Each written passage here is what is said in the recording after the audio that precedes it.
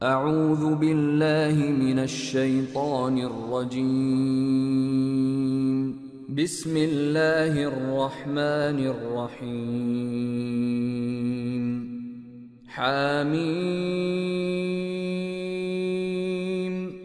تنزيل من الرحمن الرحيم كتاب فصلت آياته قرآنا عربيا لقوم يعلمون بشيرا ونذيرا فأعرض أكثرهم فهم لا يسمعون وقالوا قلوبنا في أكنة مما تدعونا إليه وفي آذاننا وقر ومن بيننا وبينك حجاب فاعمل إننا عاملون.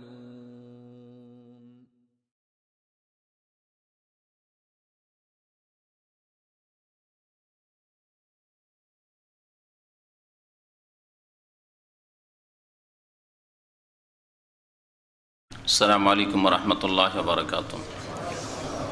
بسم الله الرحمن الرحيم الحمد لله رب العالمين والصلاة والسلام على سيد المرسلين نبينا محمد وعلى آله وصحبه أجمعين ومن تبعهم بإحسان إلى يوم الدين.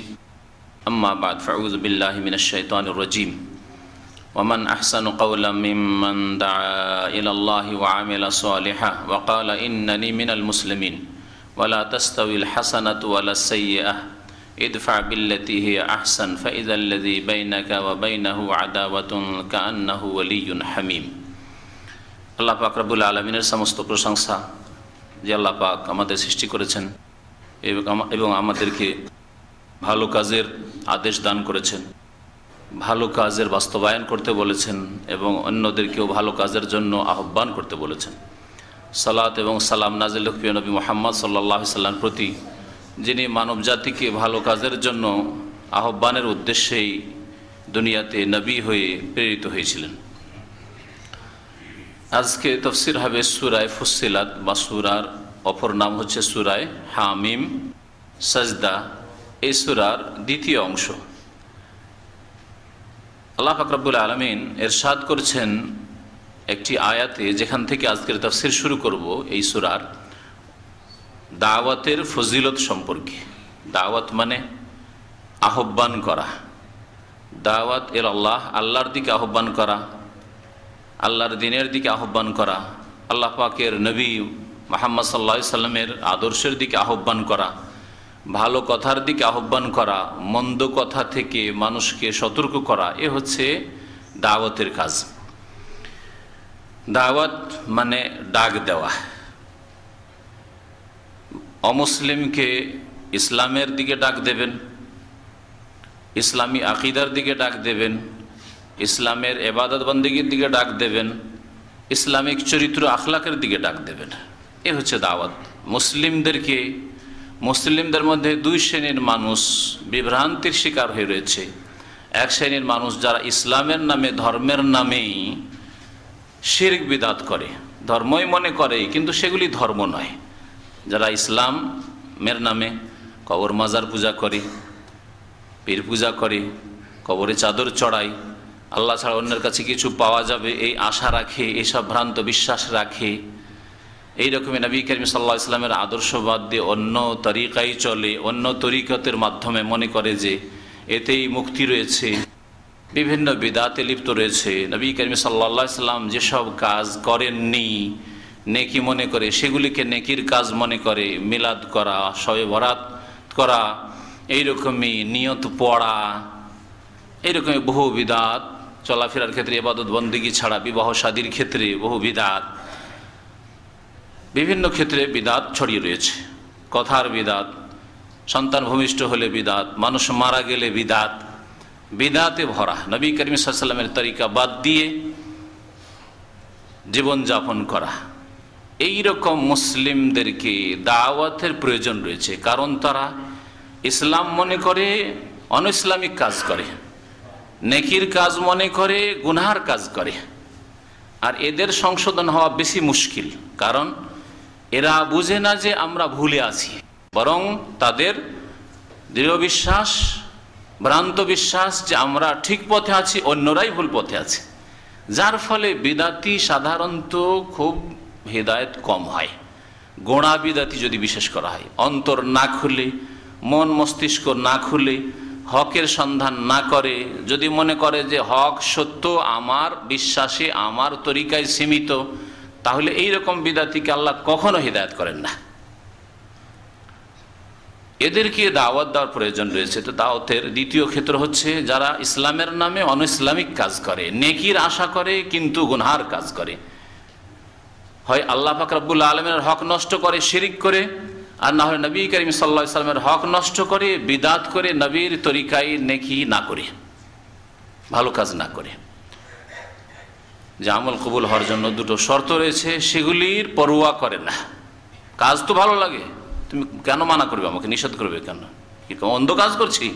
হ্যাঁ, নবীকে সারা জীবন স্মরণ করতে পারছি না, গোটা বছরটা চলে গেল, বছরে একবার 12 রবিউল আউয়াল নবীকে স্মরণ করতে দিবে না?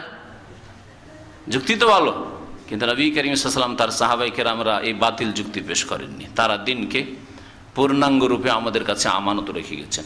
তাহলে এইরকম যারা শিরক বিদআতে লিপ্ত রয়েছে, তারা হচ্ছে আমাদের দাওয়াতের ক্ষেত্র, তাদেরকে দাওয়াত দিতে হবে। মুসলিম সমাজের আর এক শ্রেণীর মানুষকে দাওয়াত দিতে হবে যারা আল্লাহ পাক রব্বুল আলামিনের ফরজ অজেবকে নষ্ট করেছে পুরোপুরি অথবা আংশিক। কিছু ফরজ অজেব আদায় করে, কিছু করে না। 5 ওয়াক্ত, 3 ওয়াক্ত, 4 ওয়াক্ত পড়ে, ফজর পড়ে না। ঠান্ডার দিনে রোজা রাখে, মাঝে মধ্যে রোজা রাখে, যেদিন একটু কষ্ট হইলো কাজ বেশি, রোজা রাখলো না। যাকাত কিছু দিল, কিছু দিল না, কখনো দিল, কখনো দিল না। হজ করলো, কিন্তু হজ ফরজ হয়েছে 30 বছর বয়সে, 70 বছর বয়সে, কিছুই কাজ করতে পারছে না। যখন হজে এসে চলতে পারছে না, তখন হজে এসছে। এইরকম লোককে দাওয়াত দিতে হবে। দাওয়াত দিতে হবে ওই সব লোককে যারা ফরজ অজেবের মধ্যে ঘাটতি ছাড়াও হারাম নাজায়েজ কাজে লিপ্ত রয়েছে, পুরোপুরিভাবে অথবা আংশিকভাবে।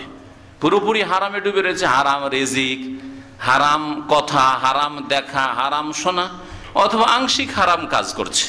কিছু হারাম খায়, কিছু হালাল খায়, কিছু হারাম ইনকাম করে, কিছু হালাল ইনকাম করে, কিছু ভালো কাজ করে, ভালো কথাও বলে, আর কিছু মন্দ কথাও বলে। ফিল্ম দেখে, টাকনার নিচে কাপড় যায়, বিভিন্ন হারাম কাজ করে। মদ না খেলে ধূমপান করে, জর্দা খায়।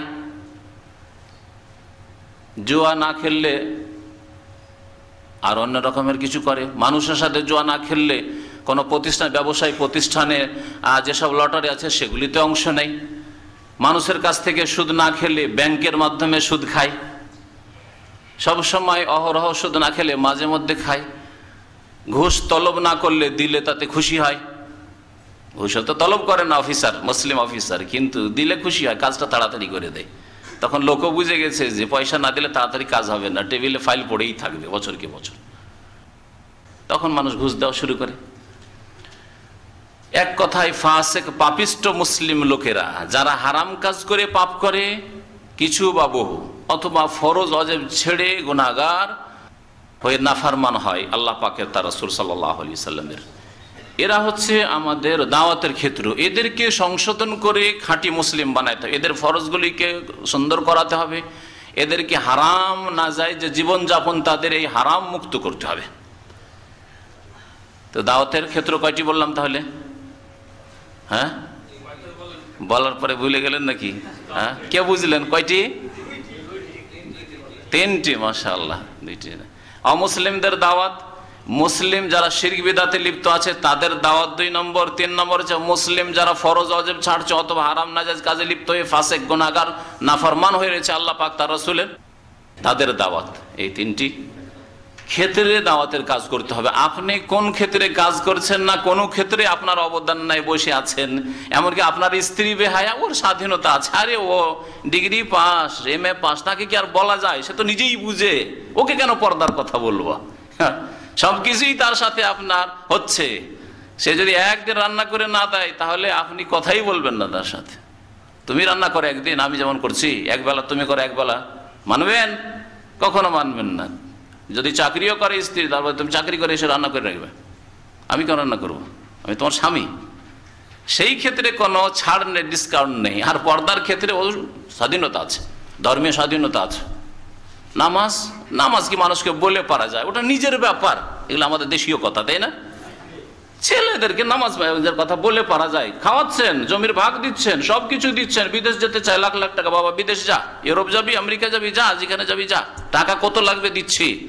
হ্যাঁ, ব্যবসা করবি, কত টাকা লাগবে, যা, চাকরি নিবি, ঘুষ কত টাকা লাগবে, নিয়ে যা, জমি বিক্রি কর। কিন্তু নামাজের কথা বলতে গেলে কোন আলেম যদি বলে আপনার ছেলে নামাজ পড়ে না, বলছে নামাজের কথা, হুজুর নামাজের কথা বলে পারা যায়, ওটা তো নিজের ব্যাপার, ওটা নিজেই যখন বুঝবে করবে। কিয়ামতের দিন জবাবদেহি করতে হবে, দাওয়াতের কাজ করতে হবে। দাওয়াতের কাজ নিজের ঘর থেকে আগে শুরু করতে হবে। আল্লাহ বলেছেন আইয়ুহাল্লাযিনা আমানু, হে মুমিনরা, কু আনফুসাকুম ওয়া আহলিকুম নারা, নিজেকে আগে নিজের থেকে শুরু করতে হবে। নিজেকে বাঁচাও জাহান্নামের আগুন থেকে, আর আহলিকুম তোমার পরিবারকে জাহান্নামের আগুন থেকে বাঁচাও। তারপরে আশেপাশের লোককে, তারপরে গ্রামবাসীকে, যাদের সাথে রক্তের সম্পর্ক রয়েছে।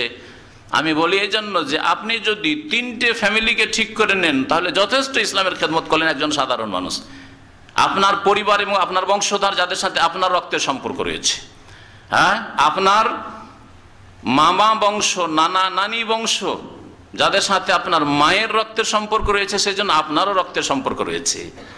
আপনার শ্বশুর শাশুড়ি বংশ যাদের সাথে আপনার ওয়াইফের, স্ত্রীর রক্তের সম্পর্ক রয়েছে, সেই জন্য তাদের সাথে আপনার আত্মীয়তা রয়েছে। এই 3টি পরিবারকে কেউ যদি ইসলামের দাওয়াত দেয়, তাহলে যথেষ্ট কাজ করলো আশা করি একজন সাধারণ মানুষ। তাকে আল্লাহ পাক রব্বুল আলামিন আলেমদের মতো যাদেরকে আল্লাহ জ্ঞান দিয়েছেন অত বড় দায়িত্ব দেননি। এতটুকু কাজ করে দেখান আপনি যে আপনি কতটুকু ইসলামের কথা পৌঁছিয়েছেন আপনার বংশধরের কাছে। আল্লাহ বলছেন নবীকে ওয়ানজের আশিরাতাকার আকরাবিন, তোমার নিকট আত্মীয়দেরকে তুমি প্রথমে সতর্ক করো। আল্লাহ নবীকে বলেছেন তোমার নিকট আত্মীয়, তোমার বংশধর, এদেরকে সতর্ক সাবধান করো। আপনার স্ত্রীর বংশধর, আপনার মায়ের বংশধর, তাদেরকে জাহান্নাম থেকে রক্ষা করুন। এখান থেকে দাওয়াতি কাজ শুরু করবেন। খবরদার এগুলোকে উপেক্ষা করে বাড়ি ঢাকা চলে গেলেন চিটাগাং, প্রথম চিল্লাতি, এই তরিকা অবলম্বন করবেন না। বাড়ি আপনার বাংলাদেশ চলে গেলেন, প্রথমে দিল্লি নিজামুদ্দিন ভারত, ওখানকার লোককে জাহান্নাম থেকে উদ্ধার করতে হবে। এটা নবী করিম সাল্লাল্লাহু আলাইহি সাল্লামের তরিকা নেই। নবী করিম সাল্লাল্লাহু আলাইহি সাল্লামের তরিকা হচ্ছে নিজের থেকে শুরু করা, নিজের পরিবার থেকে শুরু করা, নিজের নিকট আত্মীয় থেকে শুরু করা। 13 বছর ধরে মক্কায় এত কষ্ট, এত যেটাকে বলা হয় পরিবেশ অনুকূল নয়, হ্যাঁ, প্রতিকূলতা, প্রতিকূল পরিবেশ, বিরোধী পরিবেশ, তারপরে সেখানে ধৈর্য ধরে থাকা। না, এদেরকে হেদায়েতের জন্য আল্লাহ আমাকে পাঠিয়েছেন, এদেরকে প্রথম হেদায়েত করতে হবে। আল্লাহ পাকের আদেশ না হওয়া পর্যন্ত তিনি এক কদম উঠালেন না। আদেশ যখন হইল এখন মদিনা যাও, 13 বছরে বেশি ফল এখানে দেখা গেল না। অনুর্বর জমি, শুষ্ক জমি মক্কা, এখানকার মানুষ হিদায়াত কবুল করতে চায় না। যাও, এর চাইতে বেশি হিদায়াত কবুল করতে চাইছে মদিনার লোকেরা, সেখানে যাও। তখন গেছে নবী করিম সাল্লাল্লাহু আলাইহি সাল্লাম মক্কা মদিনা উপেক্ষা করে চলে যান ইরাক, ইরান, রোম সাম্রাজ্য, ফিলিস্তিন, কখনো জানি নবী করিম সাল্লাল্লাহু আলাইহি সাল্লাম ইসলামের দাওয়াতের জন্য ভারত, চীন চলে যাননি। অথচ ইচ্ছা করলে যেতে পারতেন যে চলো চিল্লা দিয়ে আসি, 40টা দিন ভারতে কাটিয়ে আসি। 13 বছরের মধ্যে 40টা দিন ভারতে কাটাইতে অসুবিধা কি ছিল? হ্যাঁ, 10 বছরের মধ্যে আর জীবনে 40টা দিন ফিলিস্তিনে যেতে, আর ইরাকে যেতে, আর রোম সাম্রাজ্যে যেতে অসুবিধাটা কি ছিল? কিন্তু নবী করিম সাল্লাল্লাহু আলাইহি সাল্লামের আদর্শ এটা নয়। ফিরে আসি আমাদের এই সূরার তাফসীরের দিকে। মহান আল্লাহ ইরশাদ করেছেন আয়াত নম্বর 33-এ সূরা হামিম সাজদার, ওয়ামান আহসানু কাওলাম মিম্মান দাআ ইলাল্লাহ, ওর চাইতে ভালো কথার দিক থেকে আর কে হইতে পারে? ওমান আহসানু, কে সবচাইতে ভালো হতে পারে? কাওলান, কথা বলার দিক থেকে, অর্থাৎ কার কথা সবচাইতে ভালো হইতে পারে ওই ব্যক্তির তুলনায় যে ব্যক্তি কি করে? দা ইলাল্লাহ, আল্লাহর দিকে আহ্বান করে। আমি আগে বলেছি আল্লাহর দিকে দাওয়াত দেওয়া, আল্লাহর দিনের দিকে দাওয়াত দেওয়া, আল্লাহ রাসূল সাল্লাল্লাহু আলাইহি ওয়াসাল্লামের আদর্শ সুন্নতের দিকে দাওয়াত দেওয়া, তরিকার দিকে দাওয়াত দেওয়া, এটা হচ্ছে আল্লাহর দিকে দাওয়াত দেওয়া। রাসূলুল্লাহ সাল্লাল্লাহু আলাইহি ওয়াসাল্লামের আদর্শের দিকে দাওয়াত দিলেন, আল্লাহর দিকে আপনি দাওয়াত দিলেন। আপনি দ্বীন ইসলামের স্পষ্ট বিধিবিধানের দিকে যার সম্পর্কে আপনার জ্ঞান আছে দাওয়াত দিলেন, করণীয় অথবা বর্জনীয়। করার জন্য বললেন, করার ক্ষেত্রে যেগুলি করতে হবে আমল করার ক্ষেত্রে, যেগুলি বর্জন করতে হবে বর্জন করার জন্য আহ্বান করলেন, তাহলে আল্লাহর দিকে আপনি দাওয়াত দিলেন। আল্লাহর দিকে দাওয়াত দিতে হবে, কোরআনের ভাষায় বহুবার বলা হয়েছে। এতে আমাদেরকে আরেকটি শিক্ষা দেওয়া হয়েছে যে দ্বীনের দাওয়াত দিয়ে দুনিয়ার যেন গরজ না থাকে, নিজের স্বার্থ, যেখানে স্বার্থ আছে সেখানে আমি। কোনো ভিলাতে ইসলামের কথা বলতে গেলে খাওয়া দাওয়া না খাওয়িয়ে বিদায় করে না, সেই জন্য ওখানকার দর্শ ঠিক আছে, ওখানে যেতে হবে, ওখানকার সাপ্তাহিক প্রোগ্রাম আপনার ঠিক আছে। আর কোনো জায়গায় এক গ্লাস পানিও খেতে বলে না, সেই জন্য ওখানে যাওয়া যাবে না। একবার গিয়েছেন না, ভালো আদর যত্ন করে না ওরা। এইরকম মোল্লা হুজুর আর এইরকম দায়ী হলে কাজ হবে না, জবাবদাহি করতে হবে। দায় আল্লাহর দিকে আপনি আহ্বান করেছেন, আপনার ব্যক্তি স্বার্থের দিকে না। এসব লোকগুলি একটু সচ্ছল, শিক্ষিত, পয়সাওয়ালা, ওদের কাছে যদি ইসলামের কথা বলতে যায় আর ওরা যদি আমার ভক্ত হয়ে যায়, আমার অনুসারী হয়ে যায়, এদের কাছে কখনো প্রয়োজনে 10,000 রিয়াল ধার পাওয়া যাবে, হ্যাঁ, এদের কাছে গেলে সাহায্য সহযোগিতা পাওয়া যাবে যে কোনো ক্ষেত্রে। এই গরজে না, এই গরজে না। নবী করিম সাল্লাল্লাহু আলাইহি সাল্লামের প্রথম অনুসরণকারী সবগুলি গরিব, অভাবী, জি, নির্যাতিত, এরা অনুসরণ করেছে। আম্মার, ইয়াসের, সুহাইব, বেলাল, সালমান, আব্দুল্লাহ বিন মাসউদ, যারা অভাবী, দুর্গত, গোলাম, দাস, এইরকম লোকের ইসলাম গ্রহণ করেছে। যদি আপনার দাওয়াতে প্রথম এই অভাবীরা সাড়া দেয়, তো এতে আপনার শুভ লক্ষণ রয়েছে, লক্ষণ ভালো যে আপনি হক কথা বলছেন। আর যদি বেশি পয়সাওয়ালা, ডানে বামে শুধু পয়সাওয়ালার নেতৃত্ব, আপনি হক দাওয়াত দিলে কখনোই এরা আপনার পাশে প্রথমে দাঁড়াবে না, শেষ দিকে দাঁড়াতে পারে। নবী করিম সাল্লাল্লাহু আলাইহি সাল্লামের পাশে পরে এই সব লোকেরা দাঁড়িয়েছে অল্প। উসমান রাদিয়াল্লাহু তাআলা আনহু ছাড়া, আব্দুর রহমান বিন আওফ ছাড়া, এই দুই তিনজন ছাড়া কোনো পয়সাওয়ালা মানুষ, সম্পদওয়ালা মানুষ নবী করিম সাল্লাল্লাহু আলাইহি সাল্লামের পাশে প্রথম জামানায় দাঁড়াননি, বিরোধিতা করেছে। আবু জাহাল, আবু লাহাব, এইরকম যারা, ওতবা, শাইবা, রাবিয়া, যাদের কাছে নেতৃত্ব আছে, যাদের কাছে ধন সম্পদ আছে, যাদের বড় বড় ব্যবসা আছে, ওয়ালিদ বিন মুগীরা, ধন জনে ভরা যাদের বাড়ি ঘর, তারা ইসলামের সাহায্য করেনি, নবী করিম সাল্লাল্লাহু আলাইহি সাল্লামের সহযোগিতা করেনি। তো আল্লাহ পাক এই আয়াতে দাওয়াতের ফজিলত বর্ণনা করেছেন আর দাওয়াতের ইখলাসের কথা বর্ণনা করেছেন। দাওয়াত ইখলাস মানে আপনার স্বার্থ হবে আল্লাহকে রাজি করা। আপনি আল্লাহর দিকে যখন আহ্বান করবেন, তো আপনি মন গড়া কখনো কোনো কথা বলবেন না। আপনার দ্বারা যদি কখনো ভুল হয়ে যায়, ভুল স্বীকার করতে কোনো অসুবিধা নেই। আমি মানুষ ভাই, আমার ভুল হতে পারে। যদি আমার ভুল হয়, আমি বলছি আজকে ভালো করে শুনে রাখেন, আরব দায়ীরা আরবিতে বলে যে ফাইন কানা সাওয়াবান, যদি আমি ভাই আপনাদেরকে ঠিক বলি, ফামিন আল্লাহ, আল্লাহর পক্ষ থেকে। এটা আল্লাহ ভালো বলার তৌফিক দিয়েছেন, সঠিক কথা বলার তৌফিক দিয়েছেন। ওয়াইন কানা গায়রা যালিক, আর যদি সঠিক ছাড়া অন্য কিছু হয়, মানে ভুল হয়, আমার ইচ্ছা করে ভুল হোক আর অনিচ্ছাকৃত ভুল হোক, ভ্রম হয়ে যাক, ফামিন্নি ওয়া মিনাশ শায়তান, তাহলে এটা আমার পক্ষ থেকে হয়েছে আর শয়তানের পক্ষ থেকে, শয়তান আমাকে ভুল করিয়েছে। সুতরাং কোন মানুষের অন্ধত্ব ইসলামে নেই, একমাত্র রাসূলুল্লাহ সাল্লাল্লাহু আলাইহি সাল্লাম ছাড়া, যার কাছে ওহী আসতো। এছাড়া কোনো বুজুর্গ, কোনো ওলি, যাকে ওলি মনে করেছেন, আপনি কেমন করে জানেন সে ওলি? আর তার কাছে ওহী বা কোত্থেকে আসলে সব কথা ঠিক হতে পারে? আপনার ওস্তাদ, আপনার আলেম, আপনার দায়ী, যে কোনো মানুষের ভুল হইতে পারে। যদি আল্লাহর পক্ষ থেকে আমাদের কথা হয়, তো আল্লাহ পাক যেন কবুল করেন এবং তাতে বরকত দান করেন। আর যদি ভুল কথা হয়, ইচ্ছা করে হোক আর অনিচ্ছাকৃত হোক, আর যে কোনো রকমের ভুল হোক, তাহলে আল্লাহ যেন মাফ করেন, সেটা আমাদের পক্ষ থেকে আর শয়তানের পক্ষ থেকে। শয়তান আমাদেরকে ভুলে লিপ্ত করেছে, আল্লাহ যেন আমাদের ক্ষমা করেন। তো আল্লাহ পাক ইরশাদ করেছেন যে কথার দিক থেকে সবচেয়ে বেশি ভালো ব্যক্তি আর কে হতে পারে ওই ব্যক্তির তুলনায় যে ব্যক্তি দায়ের আল্লাহ, আল্লাহর দিকে আহ্বান করে। আল্লাহর দিকে আহ্বান করবেন আর নিজেকে ভুলে যাবেন না। এই জন্য আল্লাহ বলছেন ওয়া আমিলা সালিহান, এবং নিজেও ভালো কাজ করে। তাহলে নিজেকে প্রথম আল্লাহর দিকে আহ্বান করতে হবে। আপনার বিবেককে বলতে হবে তুই ভালো কথা বলবি, তাকে নিজে ভালো কাজ কর। তুই বলবি যে টাকনার নিচে কাপড় গেলে জাহান্নামে যায়, আর টাকনার নিচে আপনারই কাপড়, তাহলে এটা তো, এই জন্য অনেকে আছেন টাকনার নিচে কাপড়, হ্যাঁ, তখন ওইটা আর মাসলা বলতে পারছেন না। নামাজের কথা হয়তো বলছেন, তাওহীদ আকীদা সহিহ আকীদার কথা বলছেন, কিন্তু এটা বলতে পারছেন না, কারণ আপনার বললেই তো চট করে মানুষ বলে যে আপনার কি অবস্থা, সেই জন্য আপনার মুখে দাড়ি নাই, সুতরাং সবটাই বলতে পারছেন, দাড়ির কথা ভাই ওটা বলতে পারবো না, কারণ আমি তো অভাবী, শোচনীয় আমার অবস্থা। জি জি, আপনি ফজরের নামাজে যান না, যদি বলতে যান আর যদি ওই লোক জানে তো কখনো মুখ খুলতে পারবেন না, তাই না? আর যদি না জানে তো অনেক সময় বলবেন, কিন্তু বিবেক আপনাকে আঘাত দিচ্ছে যে এটা তোমার জন্য উচিত হচ্ছে ফজর নামাজ, ফজর নামাজ, ফজর নামাজ। হ্যাঁ, কোরআন আল ফজরে ইন্না কোরআন আল ফজরে কানা মাশহুদার আয়াত পড়ছো হাফেজ সাহেব, কারি সাহেব আর মৌলভী সাহেব, আর তোমারই ফজর নামাজের খবর নাই। লোকজনকে কি করে বলছো তুমি এই ফজর নামাজের কথা আর জামাতের কথা, ওয়ারকাউ মার রাকিনের কথা?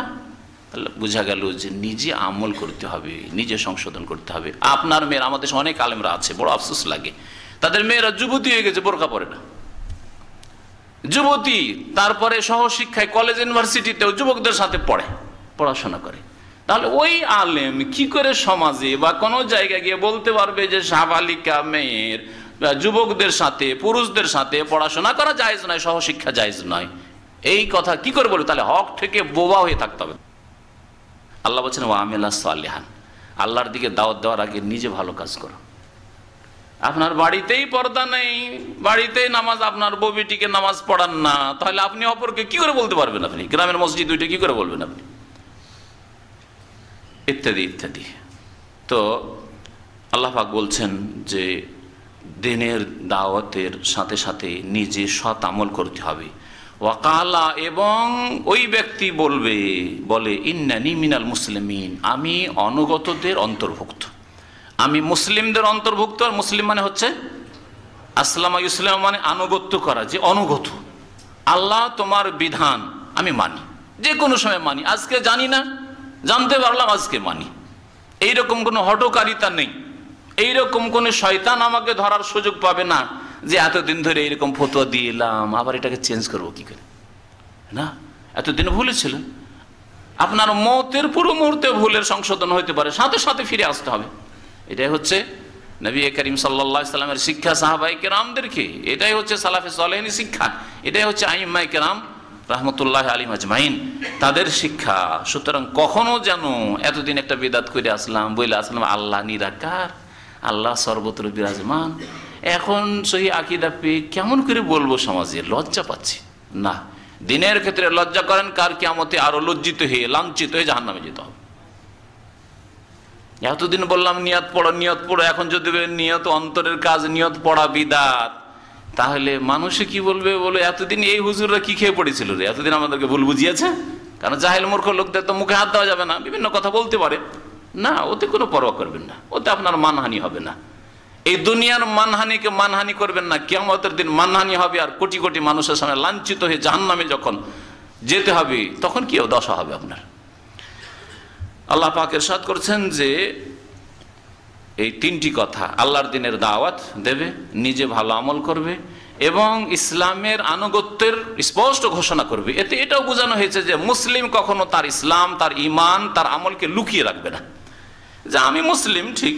আজকাল অনেক মুসলিমরা আছে যারা এই পাশ্চাত্য সভ্যতার যে সয়লাব এসছে, বন্যায়, এতে ভয়ে ভীতু। সুতরাং আমি ঠিক আছে, আমি 5 ওয়াক্ত নামাজ ঠিক পড়ি, কিন্তু আমি এয়ারপোর্টে নামাজ পড়বো না, লোকে দেখবে। রেল স্টেশনে নামাজ পড়বো না আমি, বাস স্ট্যান্ডে নামাজ পড়বো না আমি, বাড়ি এসে নামাজগুলো পড়ে নেবো। অথবা দাড়ি রাখবো না, কারণ দাড়ি দেখলে আমি ইউরোপ আমেরিকা সফর করি, লোকে তো বলবে যে মৌলবাদী কোত্থেকে আসলো রে, সবাই তাকাবে। না না, এটা করতে দেবো না, যাতে না তাকায়, একাকার হয়ে যাবো ইহুদি নাসারাদের মতো। টাকনার উপরে কাপড় থাকলে সবাই তাকাবে। আমি সারা বিশ্বে ঘোরাফেরা করি, আমি শিক্ষিত মহলে যাই, সবাই তাকাবে যে আরে এই অসভ্য কোত্থেকে আসলো রে, টাকনার উপরে কাপড় উঠিয়ে রেখেছি, চিনতে দেবো না। এই জন্য জাহান্নামে যাওয়ার কাজ করে থাকি, টাকনার নিচে আমার কাপড় চিনতে দেই না। তারপরে কথাবার্তা বলার সময় ইনশাআল্লাহ বলবো না, বিসমিল্লাহ বলবো না, আলহামদুলিল্লাহ, কেমন আছেন ভাই, ভালো আছি ভালো আছি, আলহামদুলিল্লাহ বলবো না। কালকে দেখা হবে তো, হবে হবে হবে, ইনশাআল্লাহ নাই। হ্যাঁ, টেলিফোন উঠিয়ে কেমন আছেন, ভালো আছেন, আসসালামু আলাইকুম নাই। জি, তাহলে ওয়াকালা ইন্নানি মিনাল মুসলিমিন করে আপনার ইসলামের ঘোষণা করতে চান, লুকাতে চান আপনার ইসলাম, হীনমন্যতা। আপনি নিজেকেই দুর্বল মনে করছেন যে কাফেররা সবল আর আমি দুর্বল, সুতরাং আমার ইসলামকে লুকিয়ে লুকিয়ে পালন করতে হবে। এখন জন্মসূত্রে যখন ইসলাম পেয়েই গেছি তখন এটাকে কোন রকম টিকাইতে হবে, কিন্তু লুকিয়ে লুকিয়ে। এইরকম হইলে হবে না, তাহলে আপনি ভালো মানুষ না। ভালো মানুষকে যে আল্লাহর দিনের দাওয়াতও দেয়, নিজে ভালো কাজ করে আর ভালো কাজের ঘোষণা করে, তার কথায় চলা ফিরাই বোঝা যাবে যে মুসলিম, এবং তাতে আলহামদুলিল্লাহ আল্লাহর শুকরানার গৌরব করে যে আল্লাহ আমাকে মুসলিম হওয়ার তৌফিক দান করেছেন। ওয়াকালা ইন্নানি মিনাল মুসলিমিন। আল্লাহ পাক রব্বুল আলামিন তার পরের আয়াতে দাওয়াতের কৌশলের কথা উল্লেখ করেছেন, হিকমত। দাওয়াত দিতে গিয়ে প্রতিশোধ নিলে হবে না। রাগের যে ঝাল আছে এই ঝাল উঠিয়ে নেব, কারো উপরে আক্রোশ আছে, বিদাতি তো ভালো করে বলে নেব। অনেকে বলে অমুক বিদাতি কি ভালো করে দিলে, একটা কড়া কথা বললাম শক্ত করে, এতদিন কিছু শিখনি, কি কি কি করেছো, সারা জীবনে নামাজ বরবাদ করেছো তুমি, এটা তরিকা নাই। জি, কোন বিদাতি যদি বেয়াদবি কথা বলে, তুমি বেয়াদবি করেছো, তার চাইতে বেশি তোমাকে শক্ত কথা বলবো, এটা ইসলামের দাওয়াতের তরিকা নাই। আল্লাহ পাক রব্বুল আলামিন দাওয়াতের হিকমত বা কৌশলের কথা আয়াতে উল্লেখ করে বলছেন, ওয়ালা তাস্তাউল হাসানাতু ওয়ালা সাইয়্যা। ভালো আর মন্দ কখনো সমান হতে পারে না। ভালো মন্দ কখনো সমান হতে পারে না। বিদাতি যদি মন্দ কথা বলে, অমুক দাজ্জাল, অমুক ফিতনা সৃষ্টি করছে, অমুক মানুষকে গুমরাহ করছে, হ্যাঁ অমুক ওয়াহাবি, অমুক তমক, অমুক কাফের হয়ে গেছে, আপনাকে কাফের বলেছে, তুইও কাফের না। মন্দ মন্দ সমান হয়ে গেল, ভালো মন্দ সমান হতে পারেন না। সুতরাং সে মন্দ কথা বলেছে, সে নোংরা কথা বলেছে, আপনি ভালো কথা বলেন। আল্লাহ বলেন ওয়ালা তাস্তাউল হাসানাতু ওয়ালা সাইয়্যা। ভালো আর মন্দ কখনো সমান হতে পারে না।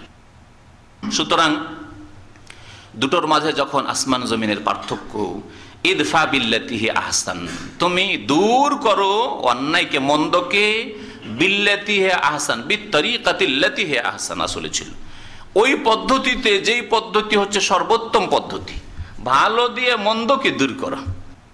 যেমন যদি পেশাব লেগে থাকে গায়ে কাপড়ে, তাহলে কি দিয়ে ধুইবেন? কুকুরের পেশাব লেগে আছে, ছাগলের পেশাব দিয়ে ধুইবেন। হ্যাঁ, গোবর লেগে আছে, সুতরাং গাভীর পেশাব দিয়ে, নাকি? না, কখনো এরকম করবেন না। বরং পানি দিয়ে ধুইবেন। আপনি পেশাব পায়খানা লেগে আছে গায়ে হোক, কাপড়ে হোক, নামাজের স্থানে হোক, আপনার বাড়িতে হোক, তাহলে ময়লা আবর্জনা দূর করে নাপাকি দূর করবেন পাক বস্তু দিয়ে, পাক জিনিস দিয়ে, পানি দিয়ে। পানি নেই উযু করার জন্য, গোসল করার জন্য, নাপাক হয়েছেন, তাহলে হ্যাঁ তায়াম্মুম করতে হবে। মাটি তার পানির পরে পবিত্র, মাটি দিয়ে পবিত্রতা অর্জন করতে হবে। ফালাম তাজিদু মাআন ফাতায়াম্মামু সাইয়্যিদান তাইয়্যিবা। আল্লাহ পাক এতে শিখিয়েছেন দাওয়াতের পদ্ধতি। যেমন আপনি বাহ্যিক নাপাকি দূর করার জন্য পাক পবিত্র বস্তু ব্যবহার করছেন, ঠিক তেমনি অন্তরের নাপাকি শিরক কুফরি, অন্তরের নাপাকি হচ্ছে বিদআত, অন্তরের নাপাকি হচ্ছে পাপের কামনা বাসনা কুপ্রবৃত্তির অনুসরণ। এগুলিকে দূর করার জন্য ভালো পন্থা অবলম্বন করো। ইদফা বিল্লাতি আহসান, ভালো দিয়ে মন্দকে যদি দূর করো, প্রতিবেশী, বিশেষ করে মানুষের রাত দিনের চলাফেরা প্রতিবেশীর সাথে হয়।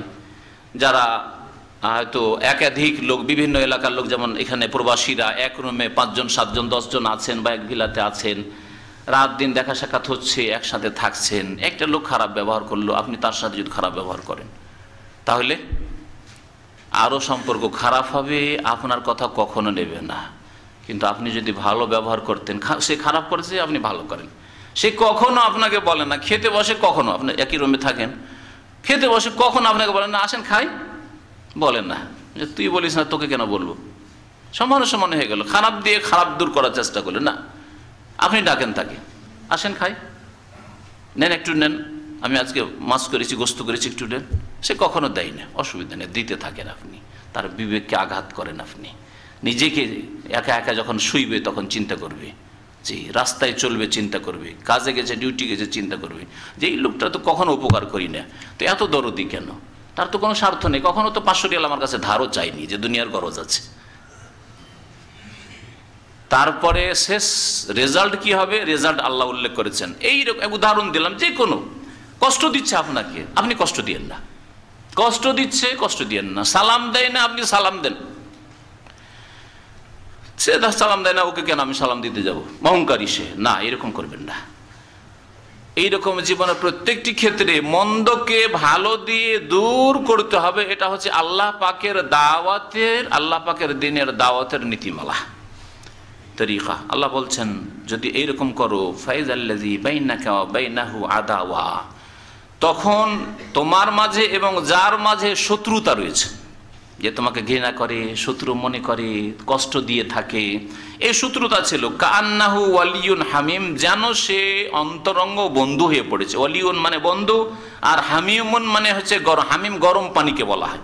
আল্লাহ কোরআনে কারিমে জাহান্নামীদের পানীয় বস্তু সম্পর্কে বলেছেন ওয়াসুকু মান হামিমা, এদেরকে গরম উত্তপ্ত পানি পান করানো হবে, হামিমা। আর গরম গরম বন্ধু, এদের সম্পর্ক বড়ই গরম গরম, মানে ভালো সম্পর্ক, খুব গাঢ় সম্পর্ক। তো আল্লাহ ওয়ালিউন হামিম বলেছেন মানে অন্তরঙ্গ বন্ধু।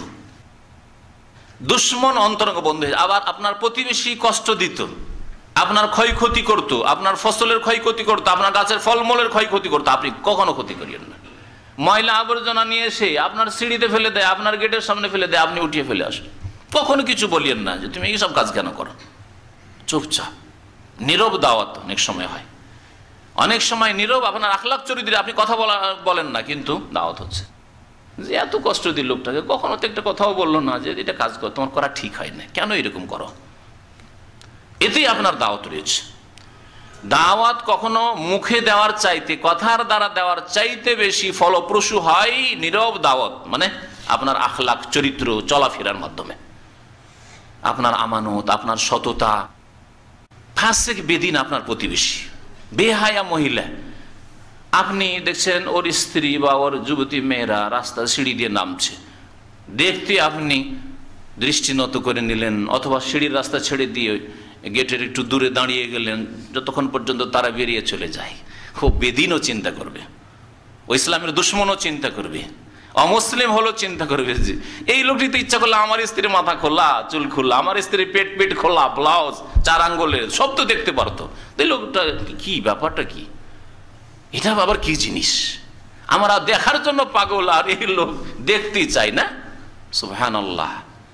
ইদফা বিল্লাতি আহসান, ভালো পন্থায় মন্দকে দূর করো। আল্লাহ পাক রব্বুল আলামিনের দিনের দাওয়াতের নীতিমালা আল্লাহ পাক উল্লেখ করেছেন। তাহলে অন্তরঙ্গ বন্ধু হয়ে যাবে, তারা মুগ্ধ হয়ে পড়বে। আর বন্ধু মানে শুধু বন্ধু বলতে হবে জরুরি নয়, কিন্তু আপনার আখলাক চরিত্র সম্পর্কে মুগ্ধ হয়ে যাওয়া, আপনি যে আদর্শ নিয়ে আছেন, ইসলাম নিয়ে আছেন, আপনি কোরআন সুন্নাহর অনুসারী, এই ক্ষেত্রে মুগ্ধ হয়ে যাওয়া, এটাই হচ্ছে বড় আপনার কামিয়াবি, সফলতা।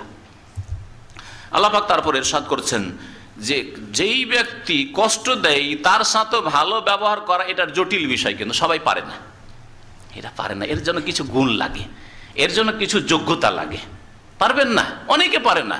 হ্যাঁ, ও সালাম দেয় না আর আমি সালাম দিতে থাকবো, ওকে সালাম দিলে কথা বলেন না, কেউ হয়তো মনোমালিন্য হয়েছে, কথাই বলতে চায় না, 5 বার 7 বার সালাম আলাইকুম কেমন আছেন, মুখ ফিরিয়ে নিচ্ছে, 1 বার 2 বারের পরে বলেন বাদ দাও, দরকার নেই। নামাজের কথা বললেন, উঠে না, ও কয়েকদিন বলেছে, শোনে না, দরকার নেই, বলে লাভ নেই। আপনি কি করে জানলেন বলে লাভ নেই?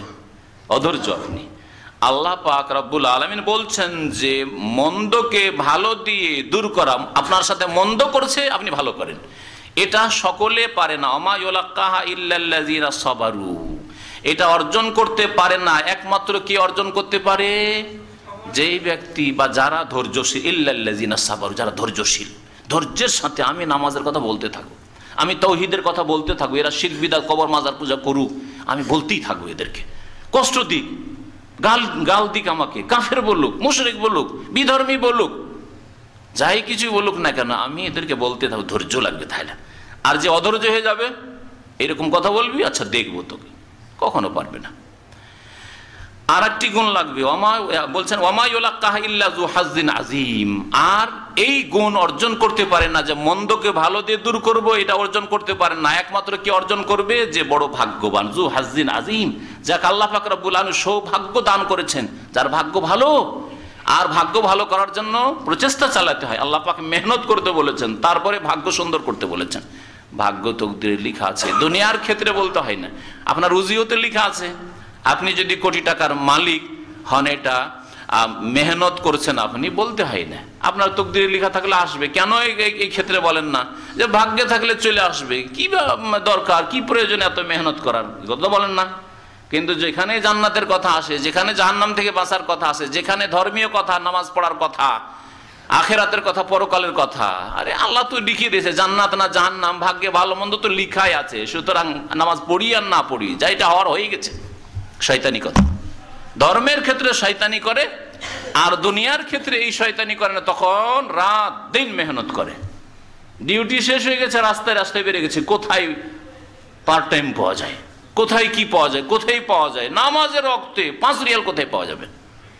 নামাজ একামত হয়ে গেল, জামাত হয়ে যাচ্ছে, তারপরে 5 রিয়াল 5 রিয়াল 5 রিয়াল কোথায় পাওয়া যায়?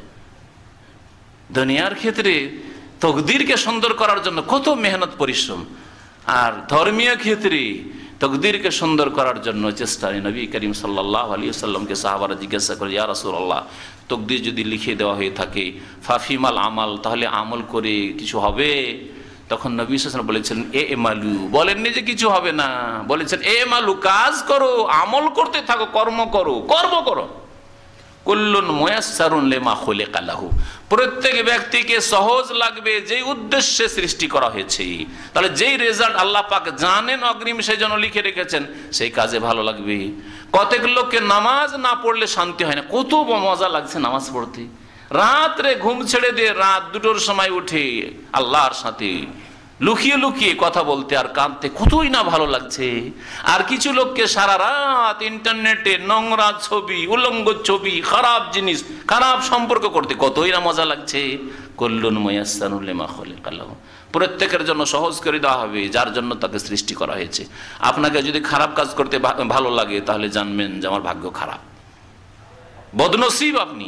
আর আপনাকে যদি মন্দকে ভালো দিয়ে দূর করতে ভালো লাগে, কষ্ট দিচ্ছে আমি ভালো করবো, তা গাল দিচ্ছে আমি ভালো কথা বলবো, কথা বলেন না আমি কথা বলবো, সালাম দেব, তাহলে আপনি ভাগ্যবান। ইল্লা যু হাজ্জিন আযীম, এই গুণ, মন্দকে ভালো দিয়ে দূর করার গুণ, মহাভাগ্যবান ব্যক্তি। যু হাজ্জিন মানে হচ্ছে ভাগ্যবান, আর তারপর আযীম, যে বড় ভাগ্যবান সেই হাসিল করতে পারে। তারপরে আল্লাহ পাক রব্বুল আলামিন শয়তান থেকে সতর্ক করছেন, কারণ শয়তান সব সময় লেগে আছে।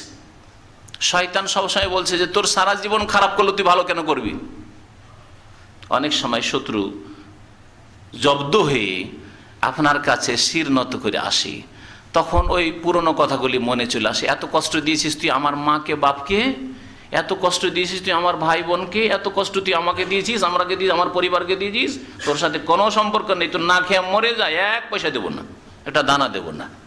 শয়তান এরকম কথা বলে, শয়তান এরকম কথা শিখায়, তুই আমাকে দাজ্জাল বলেছিস, তুই আমাকে জাহান্নামী বলেছিস, তুই আমাকে কাফের বলে ফতোয়া দিয়েছিস, তোর সাথে কোনো সম্পর্ক নেই, তোকে সবসময় সারা জীবন ঘৃণা করব। শয়তান এইরকম ওয়াসওয়াসা, কুমন্ত্রণা দিতে থাকে। এই জন্য আল্লাহ পাক তারপরে এই শিক্ষা দিচ্ছেন, ওয়াইম্মা ইয়ানজাগান্নাকা মিনাশ শাইতানি নাজগুন, হে নবী মুহাম্মদ সাল্লাল্লাহু আলাইহি সাল্লাম, তোমাকে শয়তানের পক্ষ থেকে কোন রকমের কুমন্ত্রণা যদি অনুভব হয়, যে শয়তান আমাকে কুমন্ত্রণা দিচ্ছে, খারাপ পরামর্শ দিচ্ছে, মনে এরকম খারাপ কথা আসছে যে আমি ভালো করবো না, ও ভালো করেনি কেন ভালো করবো, জীবনে একটা পয়সা দেয়নি, আমরা যখন অভাবী ছিলাম এখন কেন দেব। অনেকের এরকম কিন্তু অবস্থা হয়েছে, যখন আপনি অভাবী ছিলেন, আপনার প্রতিবেশী, আপনার আত্মীয়, আপনার চাচা, আপনার মামা তখন পয়সাওয়ালা ছিল, 1 পয়সা দেয়নি আপনাদেরকে, না খেয়ে দেখেছেন খেতে দেয়নি, 1 কিলো চাউল দেয়নি। আর আজকে তারা গরিব অভাবী হয়েছে, আপনার কাছে পয়সা হয়েছে, তোরা এককালে কত কষ্ট দিয়েছিস, কোনোদিন আমাদের খোঁজ খবর নিসনি, তোদের আবার কিসের খোঁজ খবর নেওয়া আছে। আল্লাহ বলছেন এই শয়তানি ওয়াসওয়াসা। আল্লাহ বলছেন যে এইরকম যদি শয়তানের পক্ষ থেকে নবী মুহাম্মদ সাল্লাল্লাহু আলাইহি ওয়াসাল্লাম, নবী সাল্লাল্লাহু আলাইহি ওয়াসাল্লামকে সরাসরি সম্বোধন করা হয়েছে, আর পরোক্ষভাবে সমস্ত উম্মতের লোককে সম্বোধন করা হয়েছে। শয়তান যদি কুমন্ত্রণা দিচ্ছে এরকম অনুভব করো, ফাস্তাইজ বিল্লাহ, সাথে সাথে আল্লাহর কাছে আশ্রয় কামনা করে নাও। আউযু বিল্লাহি মিনাশ শাইতানির রাজিম, আউযু বিল্লাহিস সামিল আলিম মিনাশ শাইতানির রাজিম মিন হামজিহি ওয়া নাফখিহি ওয়া নাফসিহি।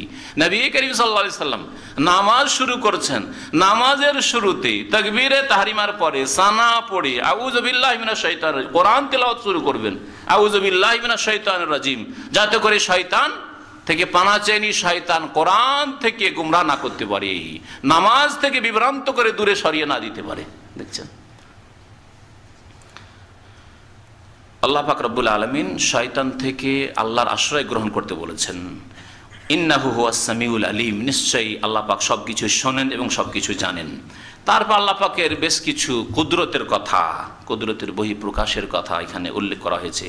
নিদর্শন, অমিন আয়াতে, আল্লাহ পাকের নিদর্শন সমূহের অন্তর্ভুক্ত হচ্ছে আল-লাইল ওয়ান নাহার, রাত এবং দিন।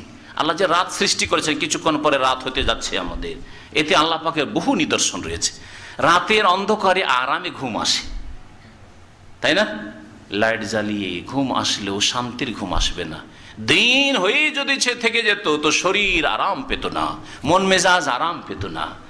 আবার যদি দিন না হইতো, রাত আর রাত হয়ে থেকে যেত, অন্ধকার হয়ে থেকে যেত, তো রুজি রোজগার করা, চলাফেরা করা, নিরাপত্তা বড়ই জটিল হয়ে পড়তো। সুবহানাল্লাহ।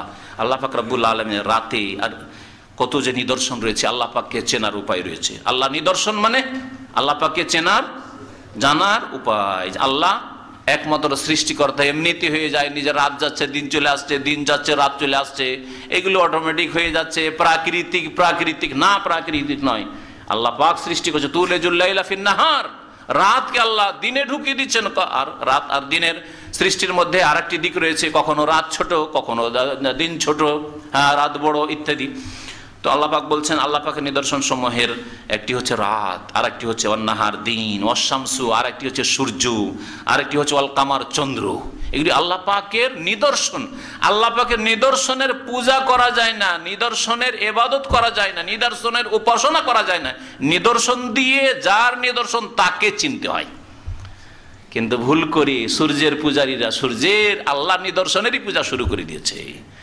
সূর্য দিয়ে আল্লাহকে চেনার প্রয়োজন ছিল, সূর্যের পূজা শুরু করে দিয়েছে, চন্দ্রের পূজা শুরু করে দিয়েছে। আই মামা, আই মামা মুসলমানরাও বলে, অমুসলিমদের মতো, তাই না? কখনো চিন্তা করেছেন এই রহস্য, যে চাঁদ মামা, চাঁদ মামা কেন? এর কিছু ধর্মীয় রহস্য আছে। সুতরাং কোনো মুসলিমের জন্য চাঁদ মামা, চাঁদ মামা, হ্যাঁ, চাঁদ খালু কেন বললেন না? চাঁদ ফুফাই কেন বললেন না? চাঁদ চাচা, চাঁদ চাচা কেন বললেন না? কেন?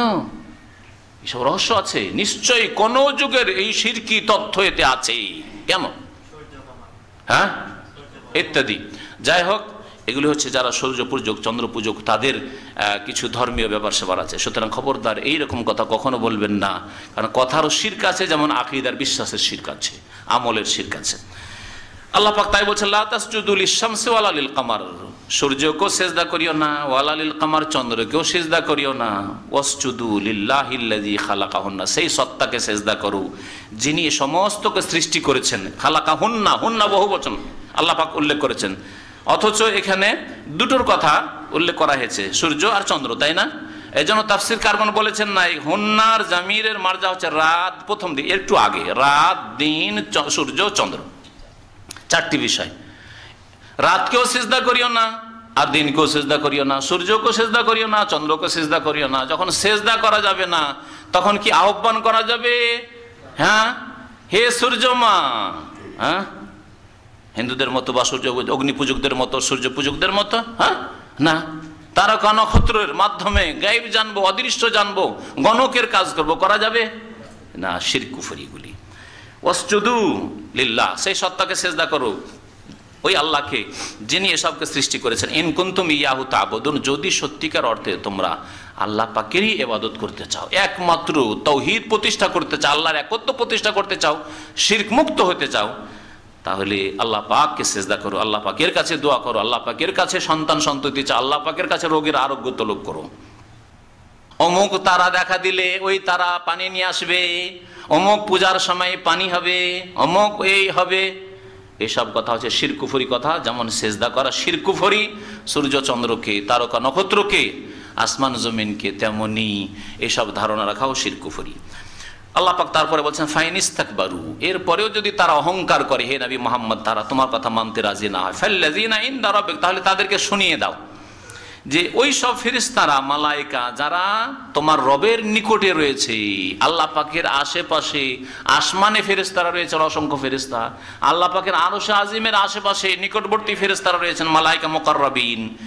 এই নবী আল্লাহ পাক রব্বুল বলছেন ফাল্লাযিনা ইনদা রাব্বিকা, নবীকে সম্বোধন করে, হে নবী, তোমার রবের নিকটে যেসব নিকটবর্তী ফেরেশতারা, সম্মানিত ফেরেশতারা রয়েছেন, ইউসাব্বিহুনা, তারাও আল্লাহ পাকের তাসবিহ ঘোষণা করছেন, আল্লাহ পাকের পবিত্রতা পেশ করছেন, সুবহানাল্লাহ বলছেন, আলহামদুলিল্লাহ বলছেন, লা ইলাহা ইল্লাল্লাহ বলছেন, আল্লাহু আকবার বলছেন, আল্লাহ পাকের মহত্ব ঘোষণা করছেন। বিল্লাইলি ওয়ান নাহার, রাত দিন সর্বদা। তাহলে ফেরেশতারা আল্লাহ পাকের তাসবিহ তাহলিল করছেন রাত দিন। ওয়াহুম লা ইয়াসআমুন, আর তারা এই কাজে ক্লান্ত হন না। মানুষ একটু লম্বা নামাজ পড়লে ক্লান্ত হয়ে যায়, তারাবির নামাজ আধা ঘন্টার জায়গায় 1 ঘন্টা যদি কোথাও হয়ে যায় ক্লান্ত, না ওই মসজিদে যাওয়া যাবে না। ফজরের নামাজ যদি লম্বা করে, আজকাল সুন্নতি নামাজ পড়া যায় জুমার দিনে সূরা সাজদা দিয়ে প্রথম রাকাতে, আর দ্বিতীয় রাকাতে সূরা দাহার দিয়ে, তো ওই মসজিদের লোক পাওয়া যাবে না। সমালোচনা শুরু করে দেয়, প্রতি সপ্তাহে মাঝে মাঝে করো, প্রতি সপ্তাহে এত লম্বা নামাজ, চিন্তা করতে পেরেছেন? আর ফেরেশতারা, আল্লাহ বলছেন তোমরা অহংকার করো জাহান্নামে চলে যাও। ফেরেশতারা নাফরমানি করে না, ইবাদত করার জন্য যথেষ্ট আল্লাহ পাকের মাখলুক আছে। আল্লাহ পাক তোমাদের পরীক্ষা করছেন, এবং এই পরীক্ষা করার পরে তোমাদের ভালো আমলের ফল তোমরাই পাবে, মন্দ করলে এর শাস্তি তোমরাই পাবে। তোমাদের লাভ লস আল্লাহ পাকের কিছু না। আল্লাহ পাকের ইবাদত করার জন্য যথেষ্ট আল্লাহ পাকের মাখলুক ফেরেশতা মালায়েকাগণ রয়েছেন, তারা ক্লান্ত হন না। তারপর আল্লাহ পাকের কুদরতের বহিঃপ্রকাশের আর কিছু রয়েছে। আমিন আয়াতি, আল্লাহ পাকের নিদর্শন সমূহের আরেকটি রয়েছে, আন্নাকা তারাল আরদা খাশিয়া, তুমি দেখবে পৃথিবীকে, জমিনকে, খাশিয়া, খাশিয়া মানে হচ্ছে শুষ্ক, শুকনো জমিন। শুকনো জমিনে আপনি এত শক্ত হয়ে গেছে মাটি, এঁটেল মাটি অথবা বেলে মাটি হলো এত পানি থেকে একেবারে শুষ্ক হয়ে গেছে যে কোনো ফসল হওয়ার আশা করা যায় না। লাঙ্গল লাগে না যখন এঁটেল মাটি শক্ত হয়ে যায়, দীর্ঘদিন বৃষ্টি না হয়। খাসিয়া মানে শুষ্ক। খাসিয়ার আরেকটি অর্থ, শাব্দিক অর্থ না হইলেও সেটা হচ্ছে ভাবগত অর্থ, সেটা হচ্ছে অনুর্বর। তুমি জমিনকে দেখবে যে জমিন দীর্ঘদিন বৃষ্টি না হয় কি হয়ে গেছে, অনুর্বর হয়ে গেছে, উর্বর শক্তি আর তাতে নেই। আজকেও যদি আরব দেশগুলিতে ঘন ঘন আমাদের দেশের মতো বৃষ্টি হওয়া শুরু হয়, তো আবার সবুজ হয়ে যাবে, যেটা কিয়ামতের লক্ষণ। নবী সাল্লাল্লাহু আলাইহি ওয়াসাল্লামের হাদিসে রয়েছে যে এক যুগে আরব যে মরুভূমি সব সবুজ ছিল, আর আবার কিয়ামতের কাছাকাছি মরুজান ওয়া আনহারা, বহু নহর নদী প্রবাহ নালা প্রবাহিত হবে আর সবুজ হয়ে যাবে। তা আজকেও যদি ওইরকম বৃষ্টি শুরু হয়ে যায় আল্লাহ পাকের রহমত, তো আবার এখানে ওইরকম আবাদ শুরু হবে। যেমন আমাদের দেশে ভিটে মাটি থেকে আবাদ শুরু হয়ে যায়, কোনো জায়গায় খালি নেই। আল্লাহ পাক রব্বুল আলামিনের খাস রহমত। তো আল্লাহ পাক ইরশাদ করছেন যে জমিনকে দেখবে যে দীর্ঘদিন বৃষ্টি না হওয়ার কারণে শুষ্ক হয়ে গেছে, অনুর্বর হয়ে গেছে। ফাইদা আনজালনা আলাইহাল মা, সুতরাং যখন আমি তার উপর বৃষ্টি বর্ষণ করি, ইহতাজ্জা, তখন ইহতাজ্জা মানে ঝুঁকে উঠা, লাফ দিয়ে উঠে, যে ঝুঁকে উঠে, সতেজ হয়ে ওঠা। এর অর্থ এখানে হচ্ছে সতেজ হয়ে ওঠে জমি, তখন সতেজ, মরা জমি বৃষ্টি হতে সতেজ হয়ে উঠেছে। ওয়ারাবাত, এবং ফুলে উঠেছে। রাবা ইয়ারবু মানে ফুলে উঠা, জমি বৃদ্ধি পেতে লেগেছে। দেখেন বৃষ্টি যখন হয় জমি নরম হওয়ার পরে ফুলে ওঠে। আর ফুলে ওঠার আর একটা দিক আছে যে জমির পেটে অনেক বীজ আছে, অনেক দানা আছে, গাছপালার, ফলমূলের, শস্য ক্ষেতের অনেক বীজ আছে। সেগুলি যখন অঙ্কুর বেঁধে যখন ওপরে উঠতে থাকে তখন জমিটা ফুলে উঠে। আল্লাহ বলছেন ওই অবস্থার কথা। ওরাবাত, আল্লাহ পাক এইভাবে জমিকে প্রাণ দান করেন, পৃথিবীর মাটিকে প্রাণ দান করেন। যে আল্লাহ এই মরা জমিকে, অনুর্বর জমিকে, শুষ্ক জমিকে প্রাণ দিতে পারেন, সে আল্লাহ 3.5 হাতের মানুষকে প্রাণ দিতে পারেন না পুনরায় মওতের পরে? অবশ্যই পারেন।